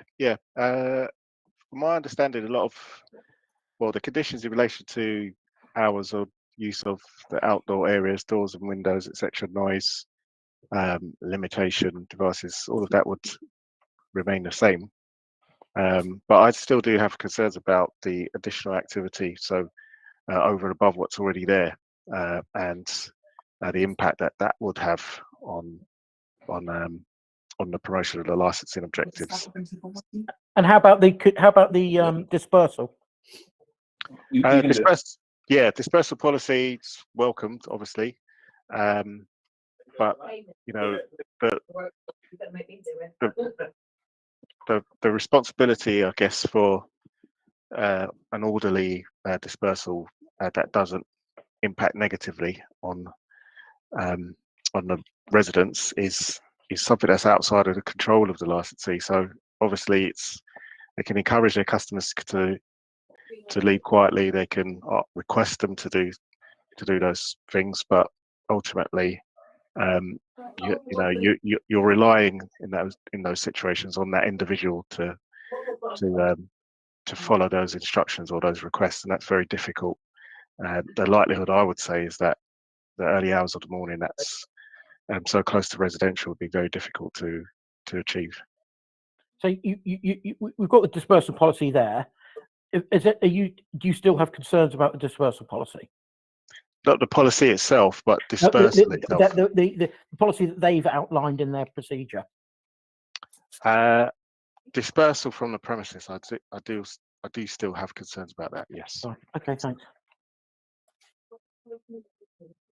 Councillor Luff, were you referring to page 47? Yeah, we've had a lot of discussion about how people get there and how they get away, and the noise that's created with that. And in the promotion of the licensing objectives, I would, the prevention of disorder, that's something. Sorry, Councillor Luff, I didn't mean to cut you off there. Mr. Daz, in terms of this dispersal policy, is this a new addition to, or was this on the existing license? I'm talking about page 47. This is an updated in addition to, and what we did in addition to that is we introduced the club scan in August. And that's been part of the control mechanism should someone not park responsibly or not behave, and then we could behave or be banned policy. Yeah, and on the SIAs in the conditions, where is it? Two SIAs half an hour after the venue shuts to be kind of outside the premises. Was that on the previous license, that one, or was that a new one as well? I think it was a minimum of 2. I think that's an addition. It's page 44, condition 3. I think it's if I remember rightfully, I think there was always a minimum of 2, but we have generally, when there's a 10 or we've been open later, we generally have between 3 and 4. So we have 2 outside managing the outside and 2 inside. And it's just been to help with the, in effect, the dispersal. The police asked us if they could wear high vis, and we said yes, they would. They do anyway, but I think they wanted that more clear, and so they moved people on. And we have been working with the police on the point of people parking irresponsibly, and we have been working to try to address that. Okay. My feeling is, folks, because this dispersal policy is new, and because the SIA situation is quite fresh as well, it sort of makes sense, Mr. Daz, for me, and reasonable to I don't know if we can do this, but to ask you to kind of keep going as you are with the existing license, and put that dispersal policy into action, and then come back and ask for the extended hours at a later date, maybe 2 or 3 months down the line. I don't know if that's reasonable. I'm just being upfront here. Yeah, well, look, I would rather, I don't know if it is possible. I think it's up to us how we proceed. But I would be quite happy to try to work with some of the residents if they want to, and just adjourn off, even if it is for a few months, so that we can see if any of what we're putting in place works. It may be that they don't agree, because I'd rather do that. I know my client would rather work with the residents than be against. And the thing is, we're only just going to cost everyone time and delay. I'd rather at least give it a fair shout. And it might be that more needs to be done with ensuring that they're not parking in the nearby roads, causing any problems when they're going away. And if they are, that's something we can use the club scan for. Residents might not realise that, if we've got a photo, if we've got something which identifies the individual, we can then ban them from coming back to the premises. And certainly, I'd rather work with the residents, Mr. Chairman, and even Councillor Kennedy. No disrespect, Councillor Kennedy. Would rather work with the residents and their local councillors than spend time being against. So I certainly wouldn't object to an adjourned period of time to see if this goes in, but I wouldn't like to have to reapply, because then the client has to then pay all the fees again in making an application. So you could adjourn off for a number of months. There's nothing preventing you doing that in law.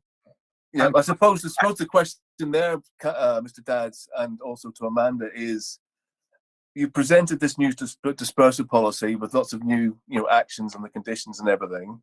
And we've talked about the noise limiter and all those kind of things. We talked about the outdoor areas, which maybe need to be managed slightly better, possibly, according to residents. So all of these things, there's no legal, we have no legal powers to make you do them if we adjourn, if that makes sense. So the question is, how can you convince us that those things will be done, so that we'll have a very a good place to good place to consider from. I think that's a fair point, but the no different to the club scan. The club scan is not a condition on the license, but we do it because we know by collecting that data. For example, the last 10, I could tell you how many females, how many males, how many numbers, and we have that. And it may be that Mr. Chewett, along with Environmental Health, with residents, we can work together to show what we are doing and see if we can address the issue, manage it better with the parking. We may not get there 100%, manage the dispersal away from Laura's house so that she feels comfortable that people are not hanging around. We obviously can't do anything with the tenants of the housing, as if it's still the housing association or through Hackney. But certainly, we would rather work with our neighbours, and I'm quite content to have it adjourned off for a few months if need be and come back. It's a matter for you. To me, I can take instructions. Firstly, that would be my first point. If you're not with me on that, let me take my instructions quickly. I'd rather have that position and then come back in a few months' time, and when a date's agreed to everyone, and it could be that it's a few months, 4 months, whatever, so that we get a bit of the summer. So we've got March, April, May, June, and to come back in July. So at least people have had a bit of the spring and early summer, and then have a look at it. Okay, Councillor Kennedy, do you want to come in on this? If that were to happen, therefore, would myself and my fellow councillors be allowed to go back through our emails and resubmit every occasion on which residents have got in touch with us about the behaviour of this premises? Well, that would be a good comparison, if to have that, to see how it sets itself out now in compared to all those emails that you received, all those complaints. Look, I'm just putting this out there. I want to widen it out to the floor for residents, Mr. Dadds, at this point, just to see what they think of this idea, because I think it's important to hear from them on this. Residents, just generally, how do you feel about, all the mitigations that they've talked about? If they were to put those in place to see how that comes, how that works out, would you be happy for that or not? I suppose. What are your views on that? Ali, you had your hand up first. Yeah, I feel, yeah, I think, the bar's been open for the last 2 years, and there's obviously a litany of sort of complaints about it that, a lot of them won't be considered here, but certainly the views of the residents on the submissions are, subsequent, are sufficient enough for the case, not to be adjourned, because I don't think, in Mr. Dad's words himself that he's already said is that I don't believe it. I don't believe that the proprietor is going to work with the residents, and even if they did with regards to the parking and things, it doesn't stop all the other issues that we've discussed. I think I wouldn't want the extended license, because there's already been breaches of it, and there's already been lies on the license about the parking anyway, and I just don't think it can be trusted. It's just kicking the can down the road, and it doesn't matter how much you then try and provide lip service of working with the residents. The residents don't believe it's going to be any better for their lives. It impacts. But Ali, the thing with this is, it is kind of, as Mr. Stewart said, it's a variation on their existing license, so it's an extended 2 hours on a Friday and Saturday. So if this was rejected, those 2 hours were rejected, they would just go back to where they are. And they would be in a place where Mr. Dadds has already told us that he would go to appeal over it, because he doesn't feel there's the kind of the solid evidence. So there's two roads here. There's going back to what we had before, or there's an adjournment, which is basically allowing the venue to get stuff in place to see how it works out, or there's a complete rejection, in which case we go to appeal and we're in a completely different place, and it puts everyone kind of in a very defensive situation, where there's no real room for consensus and just finding out. Laura, you've got strong opinions on this, I'm sure. I mean, like, hand on heart, I'm just exhausted, and I know it's over and above what it is that we're speaking about here. But as everyone has said, like, habits or no habits, we've been fighting about this piece of property for years, 2 years and over. So yes, when Babylon was in operation, and I'm just knackered. Like, I literally when Habits opened, I dedicated my life to chronicling the goings on, and like to literally have to go through this hearing process and potentially have it drawn out again. Like, it's knackering. I have a full-time job. I have a daughter. I just can't tell you how frustrated I am. I just really had hoped that this would be quashed, and then we could all just live happily ever after. Yeah. Laura, if there was one main issue with this venue, what would that be? I'm going to sound juvenile here, but everything. I just do not trust them. The fact that you got follow-up from the police about something that happened less than a month ago, when, as Jason said, they were applying for a license extension, is clear as day to me that they have no interest in sticking to the terms to which they've agreed. Yeah, but the thing is, with these hearings, we're getting a lot of stuff out in the open here, and a lot of feelings out in the open. Where, the idea of building up trust, I don't think we should dismiss that idea necessarily. I think it's important Mr. Chairman, sorry to cut across you. I've taken my instruction whilst I've had discussion. It looks like the residents are not going to agree or want to agree on adjournment. And on that basis, I think we have listened, and I think that I want to try to reach out to Councillor Kennedy after the hearing. We are going to withdraw the application. We're going to implement the things that we say we're implementing. Yeah. Welcome Councillor Kennedy to give me all that he's got. Anything else that any other resident has, my email address is known by the officer. We will work on that for the next 3 to 6 months or whatever, and then come back. But we can't have a position, and I hope the residents will understand, when Laura says she's been fighting 2.5 years when the last premises and this premises, we want to stop that. We actually want to work with residents and try to find a compromised position. It may not be possible, but certainly I'm going to withdraw now because I don't think actually we're going to get a fair shout anyway. I'd rather withdraw, go and take these additional steps that we've got, get all the evidence that everyone's got and try to work with the residents. And I think until we've done that and shown that a bit more, I think really we should do that first. And I hope that residents will take that on board, that we're trying to work. If we come back in 3 months, 6 months time and it's the same, at least we can say that we've tried. Yeah. Okay. Well, thank you for that, Mr. Dadds. I mean, personally, I think that's useful and sensible. Jason, you want to say something, and then Councillor Lufkin. Hello, Jason. Your hand's up. You're on mute.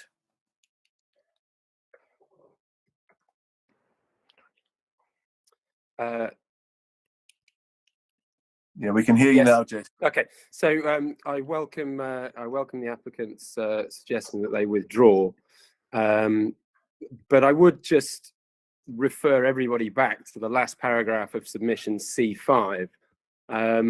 In terms of it's all very well for Mr. Dadds to say, well, I don't have this, I don't have that, I don't have the other, but he did have the last paragraph of C5, which talks about my records involve written evidence, video evidence, photo evidence, complaints logged with Hackney Council, councillors, police, aggression, illegal parking, noise disturbance, gas canisters. Should you like me to resubmit any of the evidence, please simply ask. So I think it's a bit much for the applicant to be saying that they've come into this hearing not knowing about the evidence that exists. And also, I would just finish by saying, where is the applicant? I find it extraordinary that the applicant is not here in person to talk to residents, to talk to councillors and to talk to the licensing subcommittee. And I just hope that maybe this hearing has brought home to them once and for all that they need to trade according to their license. Yeah. The applicant is next to me virtually. We did ask for the meeting to be heard in person, so we would all be in a room, but the local authority denied us that. But as I say, Councillor Smith, I'm happy to formally withdraw the application on the basis which I have set out. Okay, well, that's accepted by me as long as Councillor Lufkin's happy with that and our legal officer is happy with that. And can I just ask for a 5-minute adjournment so I can just speak to this client before I move on to the next item, if you would allow a 5-minute comfort break? Yeah, just in a 1 second, because Councillor Lufkin wants to say something. Mr. Dadds. So yeah, I suppose my question is to our legal officer. So is that if the applicant withdraws the application, that's it? It's just over? He's saying he's withdrawing it for now, and he's going to come back at a later date.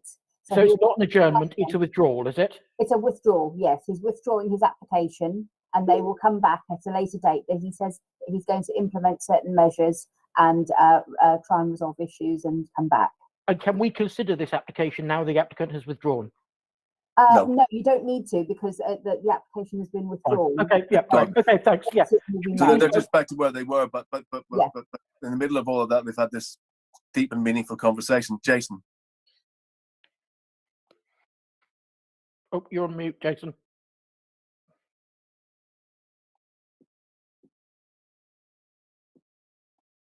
Jason, I don't know if you're saying anything, but you're on mute. I'm really sorry. I think there's a lag on me pressing the button, so forgive me for the confusion. I don't think I really have anything to add except that Mr. Dadds talks about appealing. He may not be aware, given that he appears not to be aware of lots of the facts here, that actually 331 Wick Road has taken Hackney Council through an appeal process in 2018. So that was long drawn out and involved Mr. Chert, head of licensing, who's here today, and lead solicitor for the council. So, you know, council's been there before and fought it before, and, you know, knows what's involved. But, you know, if the argument is simply an appeal whether the licensing subcommittee has made a mistake, and, you know, Hackney Council is well used to that argument, and I'm sure would take it on if the applicant really wanted to drag Hackney through the courts again. Thank you, Jason. Okay, we're done, I think, with this one. Mr. Stewart, do you want to come in at all and with anything? No, any Chair, comments? the application is withdrawn. I've got nothing further to add. Okay, great. So, Mr. Dadds, I mean, and you and your client, and you know this very well. You've heard from everyone. I don't need to say anything more. You know exactly what you've got to do. You know what the problems are. All those problems, historical or otherwise, they need to be resolved. Otherwise, there will be, there'll be sort of storms coming down the road again. So, yeah, just if you please could just reiterate that to the applicant, that would be great. So thank you, everyone. And they've been listening, so it's fine. Yeah. It's clear. Yeah, and just to the residents as well. Sometimes these subcommittees are there for everyone to kind of air their grievances and their problems and see if we can iron things out. And I think I'm pleased with the outcome that we've had today, and I'm pleased that Mr. Dadd, you've withdrawn this and you will go away and try and make things better. Councillor Lufkin, you're on mute. Thanks very much, Chair. I agree with everything you've just said. And I also agree with Mr. Dadds that can we take a 5-minute break before the next hearing? Yeah. Is that okay? Perfect. Okay, well, thank you to all the residents around the area of 331 Wick Road. I'm sorry it was a long, drawn-out discussion, but I think, you've made your points very well, including Councillor Kennedy. So thank you for that. And Laura, I feel your pain. I'm sure Mr. Dadds does as well. Thank you for listening. So let's hope that we can sort things out down there a little bit. So again, if you could all the participants leave, thank you very much today, and we'll just take a 5-minute comfort break from now, and I'll set the clock. Thank you very much, and thank you, Councillor Kennedy, for your submission. Thank you.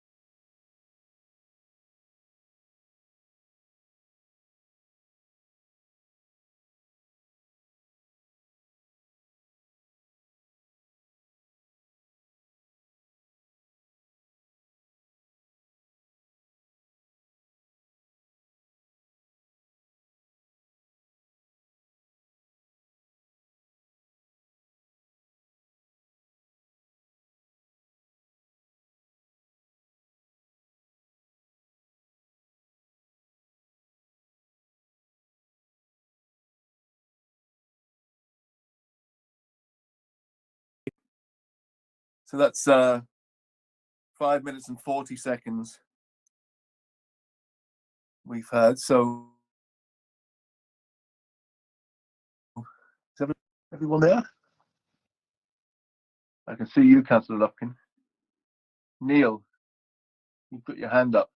Yeah, Chair, sorry. Can I just ask, is there any residents still in U7 for U7, or was there any residents reps for U7? For U7, No, no, we didn't receive any. no No. reps, no other people for U7. Just the police and Well, licensing and environmental health protection have withdrawn. Yeah, well, I mean, and we were backing up. I've just come into this, obviously covering for Amanda. yeah, Police will so withdraw no, our representations because we've got nothing from. Because I was only going to refer to complaints that the residents have made to environmental protection, but obviously I haven't got those details, so it seems pointless to me bringing that up. I can't provide details. yeah, but I think they've settled on the environmental health protection, Suba. Is that right? They've withdrawn. That's right. Yeah. That's right. Yeah, They have a and I good think condition. in regards to the enforcement element of the environmental health appendix B2, I think that we just have to ensure that they're going to accept those conditions as outlined on page 127. Neil, I don't know if you can see have you got the pack at all, have you? No, I haven't. Sorry, I'm basically one of Amanda's children was Okay. injured at school. Oh, Literally no. 5 minutes before the hearing started at 2. dear. So Charlotte and I have kind of picked up the bits at the last minute.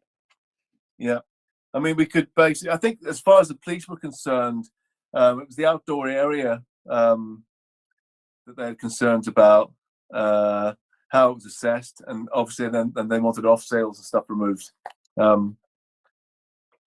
But I mean, I can go into that a bit more. Actually, Suba, would it be okay? Can you send Mr. Humwick the link to the pack so he can see the police's representation? Neil, I've got a copy of Amanda's representations. It's just obviously it relied heavily on the complaints that were made to EP with I thought you regards. were going to withdraw.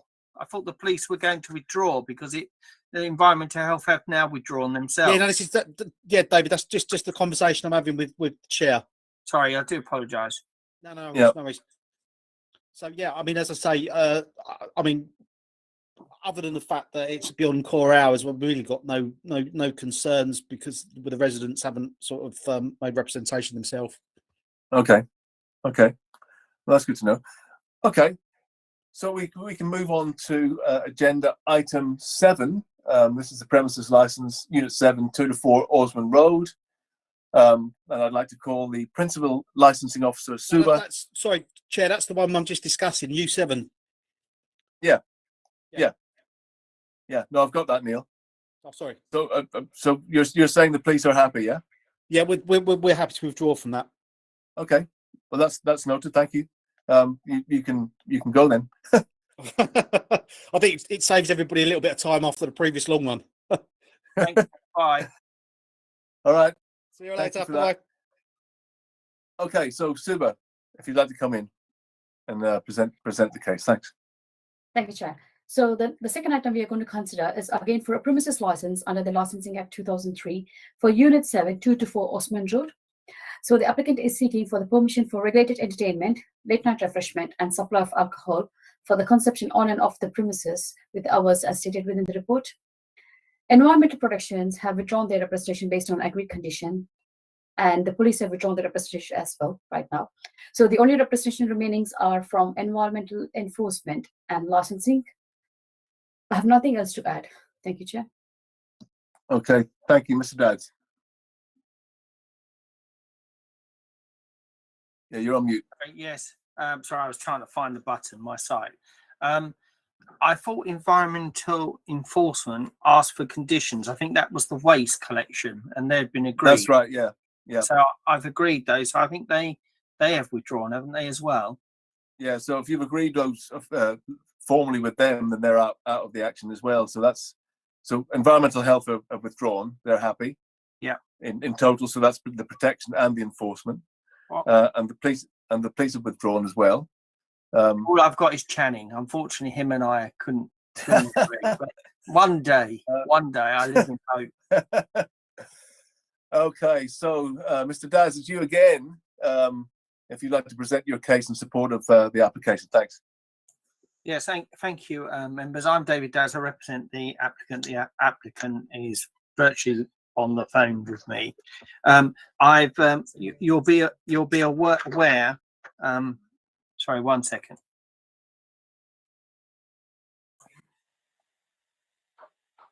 I apologise. I was interrupted in the meeting room. I apologise.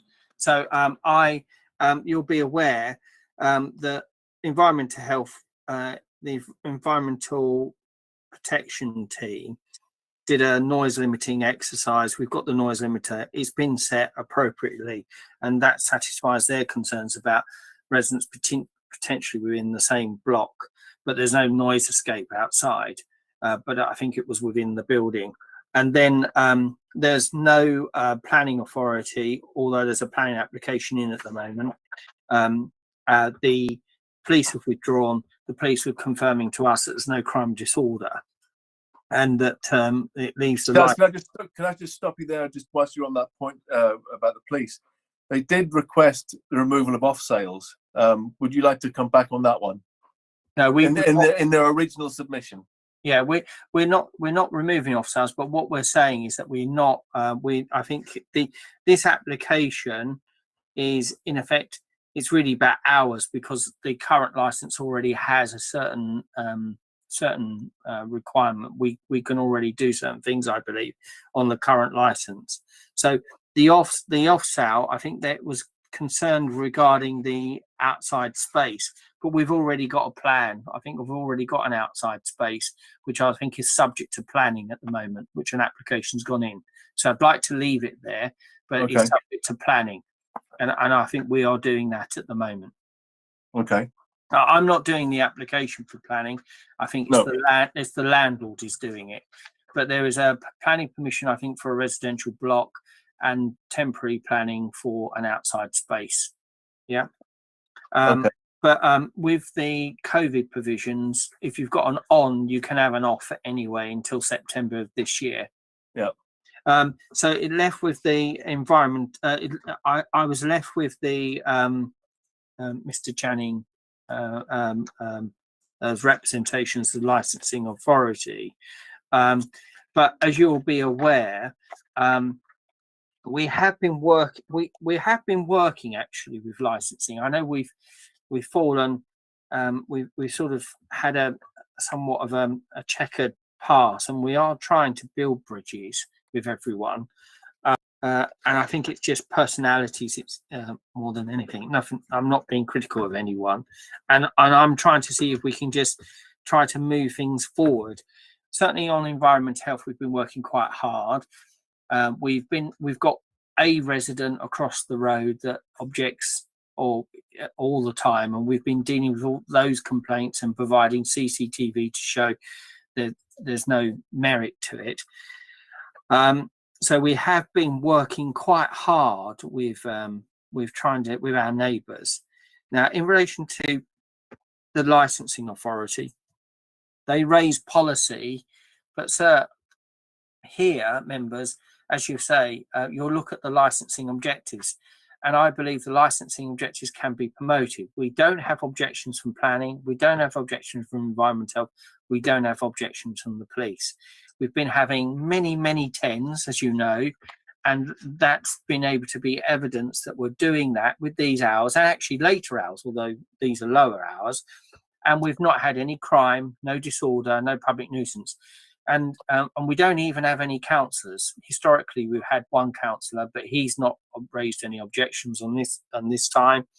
And it's well communicated. There's WhatsApp groups galore in relation to this area, and we've had no objections at all from any resident. So I asked that with the control measures in place, with the history on showing that we can work and we are working with responsible authorities, that we have addressed the concerns raised even by the licensing authority, and I hope that the licensing authority are content that we are working, we're trying to work, We have been providing CCTV, we've been providing access, we've been with an open dialogue, and we want to continue to work with them. And we believe that actually the conditions suggested on the license do promote the licensing objectives. And the guidance, if I can say, that the statutory guidance does set out, amongst other things, that that the police should be the main lead on crime disorder, that the environmental health protection should be the lead in relation to noise nuisance. Licensing authorities are not expected to act as responsible authority on behalf of others. It should be evidence-based. And we believe with the TENS that we've been doing, the way we've been running it, Mr. Osdag has been showing that he can be and is a responsible premise license holder. And we ask that the application be granted as applied for. Thank you very much, Mr. Dad. Subject to the agreed conditions that we've agreed. Yeah, great. I do note, Councillor Lufkin, I'll bring you in a second just for clarification if you need any points of clarification at this point. But I do note that the current license is basically, core hours, isn't it? It's LP3 pretty much. And I suspect that was granted just because we wanted to kind of seek reassurance further down the line that this venue was going to get its act together and do okay. Is this what's kind of happened? You've been trying to prove yourself, you've been doing all the things that you've said, and now you're coming back for an extension on the Friday and Saturday until 2. Yes, and we don't use it all the time either. I'm not suggesting. So we've been having TENS, we've been operating some stuff during the day, we've been doing some letting. We don't do third-party promoters or anything like that. And so, like you say, we've been working quite hard to show. We don't believe we've ever had any issues of crime disorder. It's predominantly been about music noise, and we've shown that without shadow of a doubt that that's not an issue. Yeah, I think I can't remember the ward councillor's name now. I can't remember his name. There's a gentleman we've had discourse with before, and we've been Councillor Race, is it? Councillor Race, maybe, is it? Not sure. I can't remember now. I thought it was Wells or something, but I can't remember. But we have been working very hard on the dispersal, been working hard on making sure there's no noise escape, and we've been working hard to work with the police, environmental health, noise team. And we also want to rebuild and work with the licensing authority because we know that that is important to us. Yeah, brilliant. And just two other little points. There was mentioned condition 38 you wanted removed with that's the consultation with residents and councillors. No, well, we've been doing that, but I think one of the councillors asked for us to remove it. Or someone asked us to remove it. I can't remember who it was now. And then the other question, Channing, maybe you can address this. I'll bring you in a second, Channing. My last point is about soundproofing in the venue. Am I imagining this, or have you had some soundproofing done recently? Yeah, over £100,000 worth. But that was done a couple years ago, and we've had some additional work, and then we've put the noise limiter and set that in as well. Okay, excellent. Okay, Channing, before I bring you in, Councillor Lufkin has raised his hand. Yeah, just for clarification, really, you referred to condition 38, I think. Yeah, page 122. Oh, is that right? Because I've got condition 38 is the risk assessment should be recorded in writing, but is there something else that's... It's beside that map in the pack, Richard. Yeah, but oh, right, okay, yeah. There seems to be 2 lots of conditions with numbers on. I can't quite... Fine, okay, that's great. Yeah, thanks. Okay, thank you for that. Okay, Channing, would you like... I mean, Mr. Daz has said a lot of stuff there that you probably want to respond to as well, yeah? Yeah, thank you, Chair. My representation is Appendix B4 of the pack. It relates mainly to policy with LP3, LP5, and LP6. Yeah. Now, with LP3 is our core hours. This area is pretty residential. You've got residential premises above the premises, across the road, and adjacent to the car park, and across the canal from where the rear external area is. Now, regards to LP5 and the planning situation around the premises. Yeah.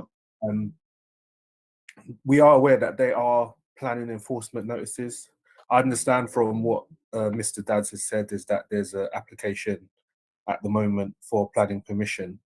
But right now, if we look at the reasons for the previous planning permission being refused, it's stated in that what was being sought essentially was, so I'll just read it from what was in the refusal. So the proposal, by reason of the introduction of an outdoor area associated with an evening and nighttime economy use, would give rise to unacceptable levels of noise and disturbance to the detriment of residential amenities of neighbouring occupiers.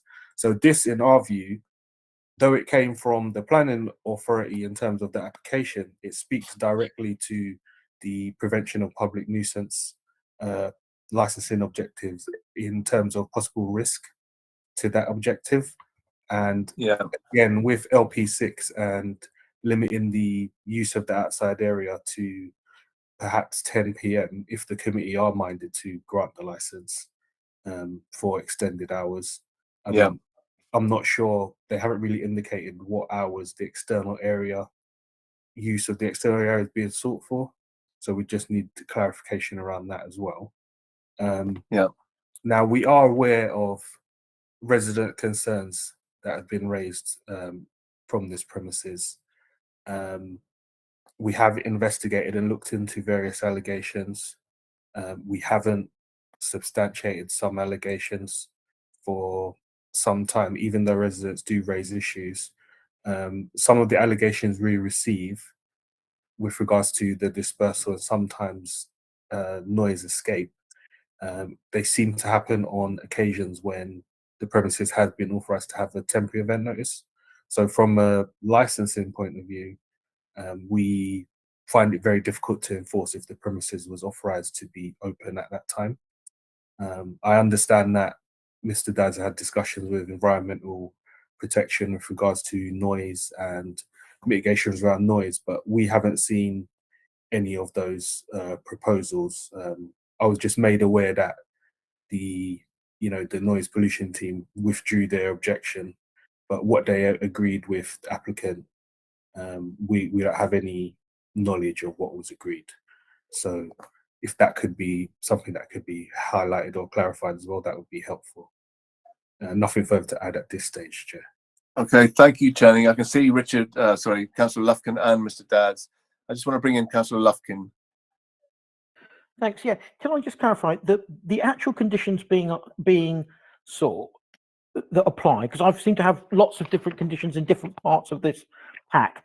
Do they go from page 140, 141, 142, 143, 144 to 147, basically? Is that it? Yeah, there's a lot of those are mandatory conditions. Annex 1 is mandatory, so they're okay. And then the next section starts at 143. Conditions consistent with your operating schedule. So I presume they're the current license, Mr. Dads. Yes, but that's the current license. I would ask that you look at page 119. Okay, yeah, sorry. They're the conditions that are relevant to this application. Yeah, that's the ones we were looking at before, Richard. Yeah, okay, yeah, sorry, okay. And that has that's great. Because there was all sorts of... Okay, perhaps we can go to are we in the discussion phase or... Well, yeah, we're moving on to other persons, but there aren't any, so... Channing, just come in briefly. Chair, I just wanted to clarify my request to remove condition 38. So this is a condition that requires the operator to meet with councillors to discuss potential issues the premises might have raised, that local residents might have raised. So I spoke to the operator, Mr. Tesgel, on a number of occasions.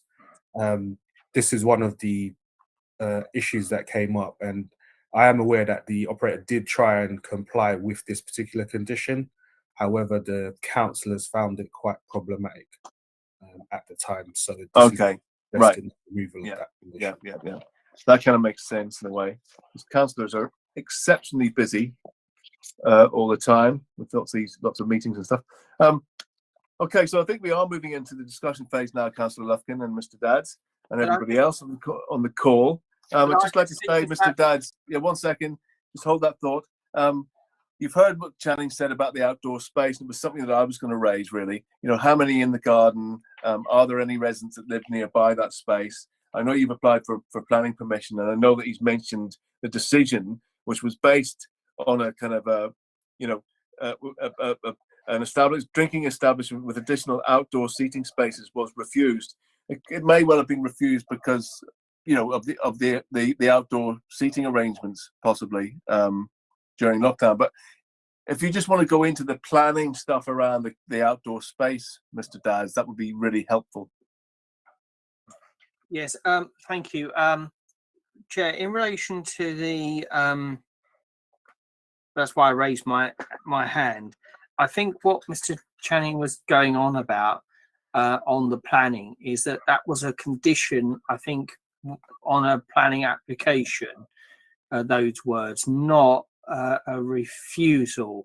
But as I say, I haven't got the planning file in front of me, but certainly in relation to the suggestion of closing the garden at 2200 hours, we would be content with a condition for that. We haven't had across the canal, if I can recall, I don't believe we've had any matters arising or complaints from across the canal. And we had, I think, 1 or 2 from the studios in the past, but that was more to do with they used to use the canal and that it was something that they were losing, not something which they owned. So that was very historic. That's probably 2 years back. And I think there was a bit of tension between the studios using that bank area where they didn't have rights. So, but certainly here, this application on its own merits, no one from the studio, no one opposite in the street, no one opposite in the across the canal, not one resident, not even the councillors have raised any objection. A capacity in the garden, I think it's the maximum capacity, I think, is 40, but it's unlikely to achieve that. But in any event, we're happy to close it off at 2200 hours. Have I answered your question? Because I might say I was taking instructions as you were speaking. So yeah, no, I think you have. I just wanted to clarify on the 10 o'clock, and I was doing that whilst you were speaking, so I might have missed something. Yeah, and how does that make you feel, Mr. Channing, now that you're prepared to shut the outdoor external areas at 10? Okay, we'd welcome the suggestion if the committee are minded to grant the application, because it falls in line with our policy. Yeah, that's good. And then Councillor Lufkin. Yeah, I think Mr. Dadds has addressed some of it. I mean, you've got a capacity of 95 people at any one time in all the licensable area, of which no more than 40. I can't see the 40 outside bit. No, I'm just saying it now. Well, Okay. you have got to be careful, because the outside area also, there is a residential area and residents use it. So they've got some of their own gardens out there. So, some of the people within the block will use the outside bank area. That's not us using it. And sometimes they use it past 11 o'clock. So in fact, 10 o'clock, I think, is quite restrictive, but certainly to show, as the Councillor Smith is, to take steps as we're moving along. We're confident we could do it later, but if we're taking steps, we'd rather take this step in that direction. Yeah, I mean, I've got to say, I prefer it. I'm grateful for you doing that. So 40 outside, and it shuts at 10 o'clock for licensable activities. Yeah, I mean, and then you can apply for a variation later if that works, if that's okay. Yes. Yes, it's only consumption anyway. Yeah. Okay. Yep. Okay. Yep. And you want to take out 30? You want to take out 38? Do you? Yes. That sounds a bit unnecessary to me too. Because I think the councillor, but look, we're happy to communicate with the ward councillors. We're happy to communicate with the residents. So maybe we could just amend that, Mr. Dadd, and take the councillors out and keep the residents in. Yeah, I'm content with that. We will call a meeting every sort of 6 months. If residents come, they come. If they don't, they don't. We're Yes. happy to engage, no problem. Okay, well, that's good. Well, let's keep that one then, and just strike out councillors on that one, Amanda. Condition 38. Yeah, is that okay? Yeah. Can I just ask question? I've not seen this condition ever before. 37. Handy Seskin should be excluded from the premises. You should not undertake any. Is that? I've not seen this as a condition where a named person has been excluded before. I don't really want to go there, but I think that should be removed. But in any event, that's there, and we're not changing that at this moment in time. Okay. Yep. Sure. Okay. Fair enough. It was necessary at the time. Yep. Okay. Yeah, Just looking through my notes. If I've got any other questions, you've addressed the soundproofing. You've addressed the outdoor area. I'm very pleased to see I mean, I do like I've got to say, I must say, I do like the idea. Councillor Smith promotes this as chair that you hold if asked for regular meetings with residents. Yeah. You know, I know it can be a pain if look if you report if you offer it and nobody shows up, hopefully it hasn't been too much trouble. But I think to make it enforceable, say no less than 2 a year. Yeah, and more if required. So yeah. I mean, I like think that makes You know it what I clear. mean? Then Something that promotes. I mean, Councillor Smith is as chair of licensing, is very big on this and promoting understanding between people. And I've got to say, I really support him on that. Okay. There's also just some other questions that I've got. There's a whole load of stuff on immigration included as part of the. Is there? Oh, is that document? That's a general. Yeah, it's just a general guidance. Yeah. They have to be in. Yeah. Okay. Yeah. Fine. That's all general guidance, Councillor Luff. Okay. Yeah. Okay. Sorry, I'm getting confused between what's condition, what's not, because it's all that. Yeah. Okay. That's great. So my last point, Mr. Dads. Sorry, Councillor Lufkin, have you finished? So it's closed at 2 o'clock, or cease licensable activity at 2 o'clock. Yep. Cease licensable activities, I believe, isn't it? Yep. And then close half an hour later. Okay. Great. Thanks. What's the situation, Mr. Dads, with SIAs at this venue? I believe we do have them from time to time, but I think it's just we just normally risk assess it, as I understand it. It says when so the risk assessment is undertaken prior to any function. We provide a risk assessment, and then they have doorman if it's required. So it's risk assessed based. Yeah, I mean, do you think there's a case here because you're asking for those later hours into the evening on Friday and Saturday nights? So no.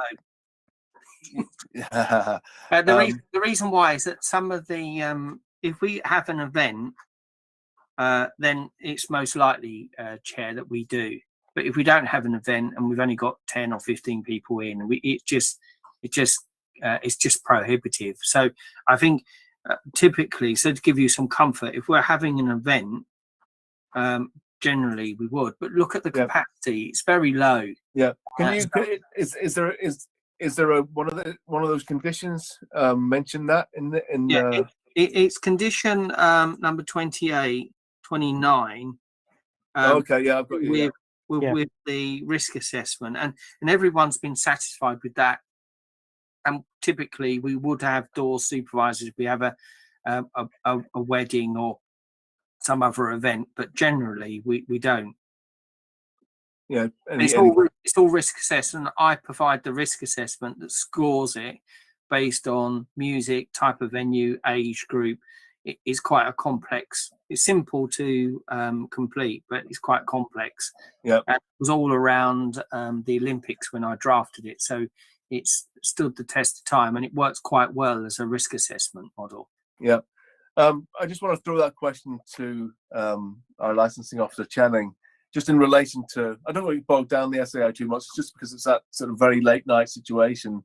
Those extra 2 hours on Friday and Saturday. Do you agree with Mr. Dads that they're unnecessary in the normal functioning of the venue? Yeah, I think if at the moment it's on a risk assessment basis, is that correct? For bookings, I think it says 28. It says risk assessed prior to any pre-booked function, but it doesn't mention just normal operation really. It just mentions pre-booked. So, as far as I'm aware, the premises typically operates on the booked function kind of basis. Oh, really? So on this busier times, it would have been a booked function, as far as I'm aware. That's okay. Well, if that's the case, that makes yeah, sense. It's generally, sir, so that you understand that generally it's normally events, so it risk assess. If we're not doing events, our capacity it's very low, so that you wouldn't need door supervisors.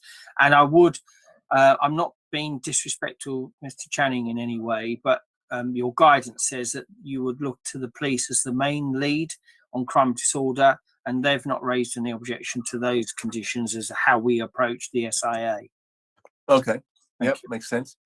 Okay, so the last issue here is how does the off sales work, Mr. Daz? You know, are there deliveries of this stuff, or what? How does it work?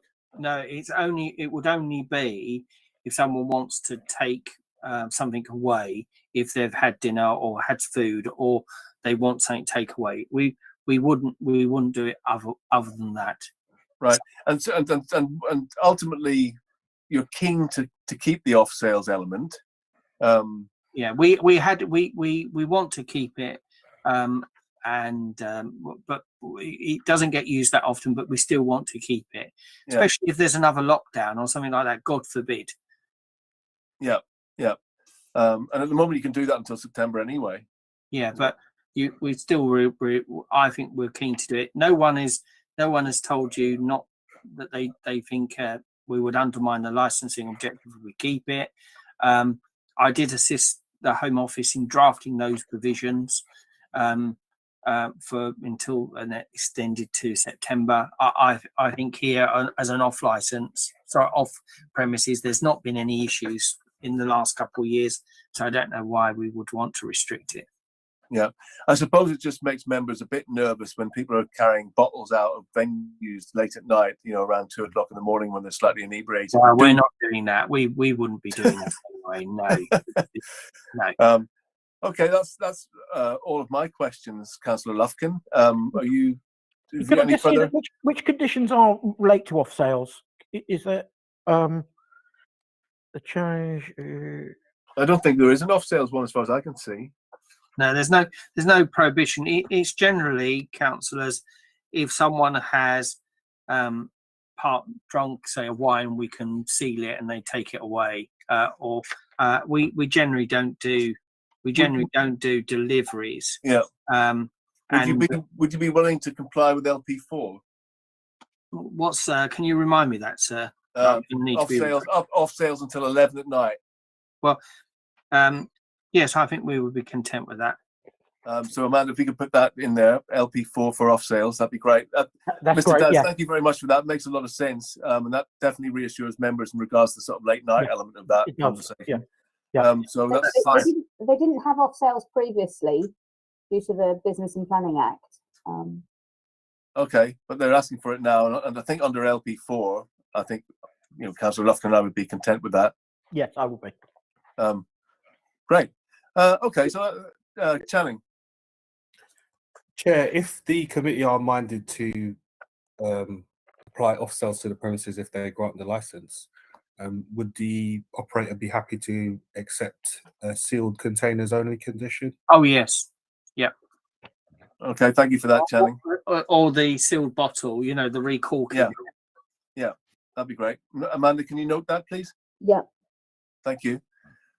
Okay, so I think we've had a decent discussion. I feel content, Councillor Lufkin. Yeah, same here. Yeah, thanks. So closing remarks, I suppose we go to. So let's go with I don't know. Let's go with Channing. Channing. Go first. I always get the last say. I don't get it at home. Okay, Channing. So, Chair, I just refer back to my submissions with regards to the policy. I think here part of the contention for residents is the misalignment between the existing license and the current planning permission, even though there is a planning application going on. What we may be doing in effect of, if the license is granted, is allowing the operator to have licensing authority permission for activities which are not authorized by the planning authority as it stands, and what risk this may pose to the licensing objectives and impact on the residents is something what should be taken into consideration by the members. With regards to the outside area, again, if we are limiting it to 10 p.m. If the committee's members are minded to grant the license, then we would welcome that suggestion. However, the outside area again is a point of contention between. Yeah. So there needs to be a planning informative on this. And I would also add that the requirement to have a meeting condition, although it's well intended, I'm not sure if the relationship between the residents and the operator at this time would make that actually a feasible condition to have. So I would still be suggesting that condition 38 is removed. And if the operators intending to be good operators wish to, of their own accord, offer meetings to residents, then that might be a way forward. But in terms of conditioning it, it may be something that is not only difficult for us to enforce, but it may be too onerous on the operator to actually be able to conduct, if that makes sense, just because of the way the relationship is right now between the operator and the residents. So it may be better for the operator to just suggest these meetings outside of the premises license. If that well, Councillor Lufkin, we can discuss that. And Mr. Daz, do you have any comments to make about that? Yeah, just very quickly, as you say, maybe a planning informative, but we understand the two regimes are separate. We've seeking to seek permission for planning. We think we will get that, but that will be a determination of the planning authority. In relation to the 10 o'clock, I've already accepted that. In relation to the relationships, we have a mix of residents. Some have no objection. I think we have one or two that we've been trying to work with, and you know what, we think we can work with that condition. We're happy to try to foster better relationships. We'll offer it out as a meeting no less than twice a year. If they want to come and see what we're doing and have discussions, we welcome that. You know, the onus is on us. Doesn't it's not onus on anyone else. We'll do it because actually, do you know what? You know, like you say, sometimes you've got to have these discussions to understand and try to be upfront and head off any issue. So we certainly we will do it. But look, it's a matter for you. If Channing thinks that it should be removed, you know, I'll follow his lead, but we don't have a problem with it. We'll leave it to you. I have nothing further to say. Okay, thank you, Mr. Daz. Channing. Chair, I just wanted to add, with regards to whatever's been agreed with the noise pollution team, has that been clarified, or are there any conditions the applicants agreed with the noise pollution team? I just find that may be helpful for members. Yeah, I think they've withdrawn based on the agreed conditions below. No subwoofer speaker must be used during the regulated entertainment at the venue. No loudspeakers must be fixed to the masonry columns at the venue. Music played at the venue during regulated entertainment at the venue must not cause nuisance to the occupiers of noise-sensitive premises nearby. Those have been agreed.